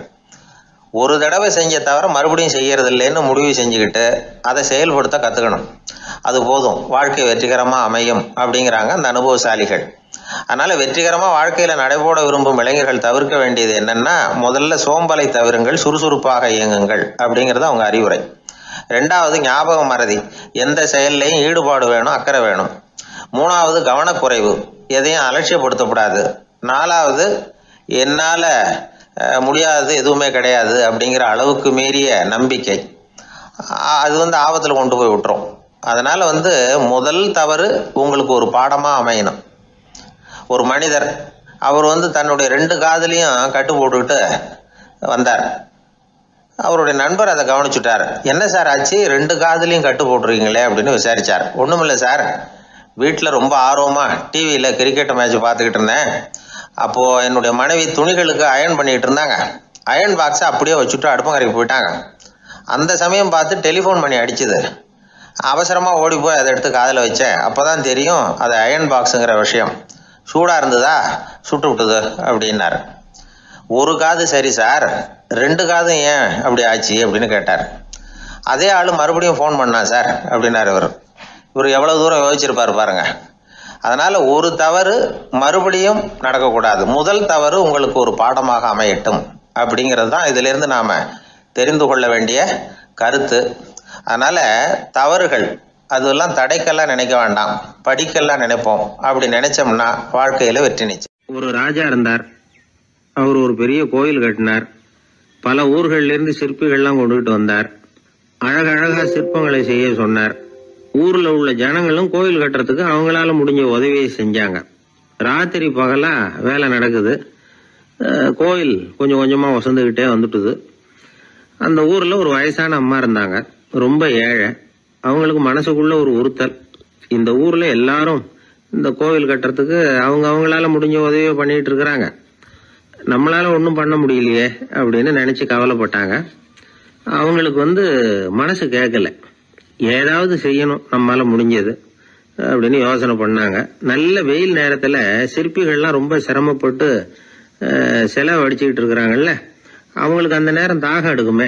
அதனால சிரமப்பட்டு ஒரு குடத்துல தண்ணி எடுத்துக்கிட்டு அதை இடுப்புல வச்சுக்கிட்டு மெதுவா கொண்டுகிட்டு அங்க போறது அப்படின்னு முடிவு பண்ணிட்டு அந்த அம்மா போச்சு. அங்க போய் வேலை செய்யறவங்களுக்கு தாகம் எடுக்கிற போலாம் ஒரு கோவலையில தண்ணியை எடுத்து கொடுத்துக்கிட்டு இருக்கிறது. இப்படியே பண்ண ஆரம்பிச்சுட்டு அந்த அம்மா. ஏதோ அந்த அம்மாவால முடிஞ்ச ஒரு சின்ன உதவி அது. இப்படி கொஞ்சம் கொஞ்சமா வேலை நடந்தது. கோபுரம் வசந்தது, எல்லா வேலையும் முடிஞ்சது. இனிமே கடைசியா கற்ப கிரகத்தின் மேல விமானம் அமைக்க வேண்டியதுதான் பாக்கி. அந்த வேலையும் ஆரம்பமாச்சு. அந்த சிற்பிகள்லயே அனுபவசாலியான ஒருத்தர் இந்த அம்மாவை தேடிட்டு வந்தார். பாட்டி, உங்ககிட்ட இருக்கிற ஏதாவது ஒரு பொருளை கொடுங்க, அந்த விமானத்துல வைக்கலாம் அப்படின்னு நாங்க நினைக்கிறோம் அப்படின்னார். இந்த அம்மாவுக்கு ஒன்றும் புரியல. ஏதாவது இருந்தாவில கொடுக்கலாம், எதுவும் இல்லையே, என்ன பண்றது யோசனை பண்ணாங்க. இத பாருப்பா, என்கிட்ட என்ன இருக்கு, இந்த வாசப்படியில கிடக்குது, இந்த கல்லு தான் இருக்குது, வேணும்னா இத எடுத்துட்டு போங்க அப்படின்னாங்க. உடனே அந்த கல்லை பேத்து எடுத்துட்டு போயிட்டாங்க அவங்க. அங்க போய் பார்த்தா என்ன ஆச்சரியம், அந்த விமானத்து உச்சியில கலசங்களை அமைக்கிறதுக்கான பிரம்ம எந்திரத்தை மூடுற கருங்கல் ஒண்ணு தேவையா இருந்தது. இவங்க எடுத்துட்டு போன கல்லு அதுக்கு ரொம்ப பொருத்தமா அமைஞ்சு போச்சு. ஏதோ அதுக்காகவே அளவெடுத்து செஞ்சது மாதிரி அமைஞ்சுட்டுது. அந்த கல்லையே அங்க அப்படியே பதிச்சுட்டாங்க. ஒரு வழியா கோவிலை கட்டி முடிச்சாங்க. அடுத்தது கும்பாபிஷேகம், அதுவும் ரொம்ப சிறப்பா கோலாகலமா நடந்து முடிஞ்சது. இவ்வளவையும் பார்த்த அந்த ராஜாவுக்கு மனசுக்குள்ள ரொம்ப பெருமையா இருந்தது. இவ்வளவு பெருசா இந்த கோவில் உருவாகிறதுக்கும் இவ்வளவு சிறப்பா இந்த விழா நடக்கிறதுக்கும் நாம தானே காரணம் அப்படின்னு மனசுக்குள்ள நினைச்சுக்கிட்டார். இப்படி நினைச்சுக்கிட்டே அன்னைக்கு ராத்திரி அரண்மனையில படுத்து தூங்கினார். உடனே ஒரு கனவு. ஆண்டவனே அந்த ராஜாவோட கனவுல வந்தார். ராஜா ஆண்டவனை வணங்கினார். இறைவா, உங்களுக்காக நான் கட்டி இருக்கிற கோவில் எப்படி இருக்குது, நல்லா இருக்குதா அப்படின்னு கேட்டார் ராஜா. அதுக்கு இறைவன் சொன்ன பதில் என்ன தெரியுமா, நீ கட்டின கோவில்ல அந்த கிழவியோட நிழல்ல நான் சுகமா இருக்கிறேன் அப்படின்னாராம். இப்படி சொல்லிவிட்டு கடவுள் மறைஞ்சுட்டார். கனவு கலைஞ்சுது. ராஜா விசாரிச்சார், யார் அந்த கிழவி அப்படின்னு.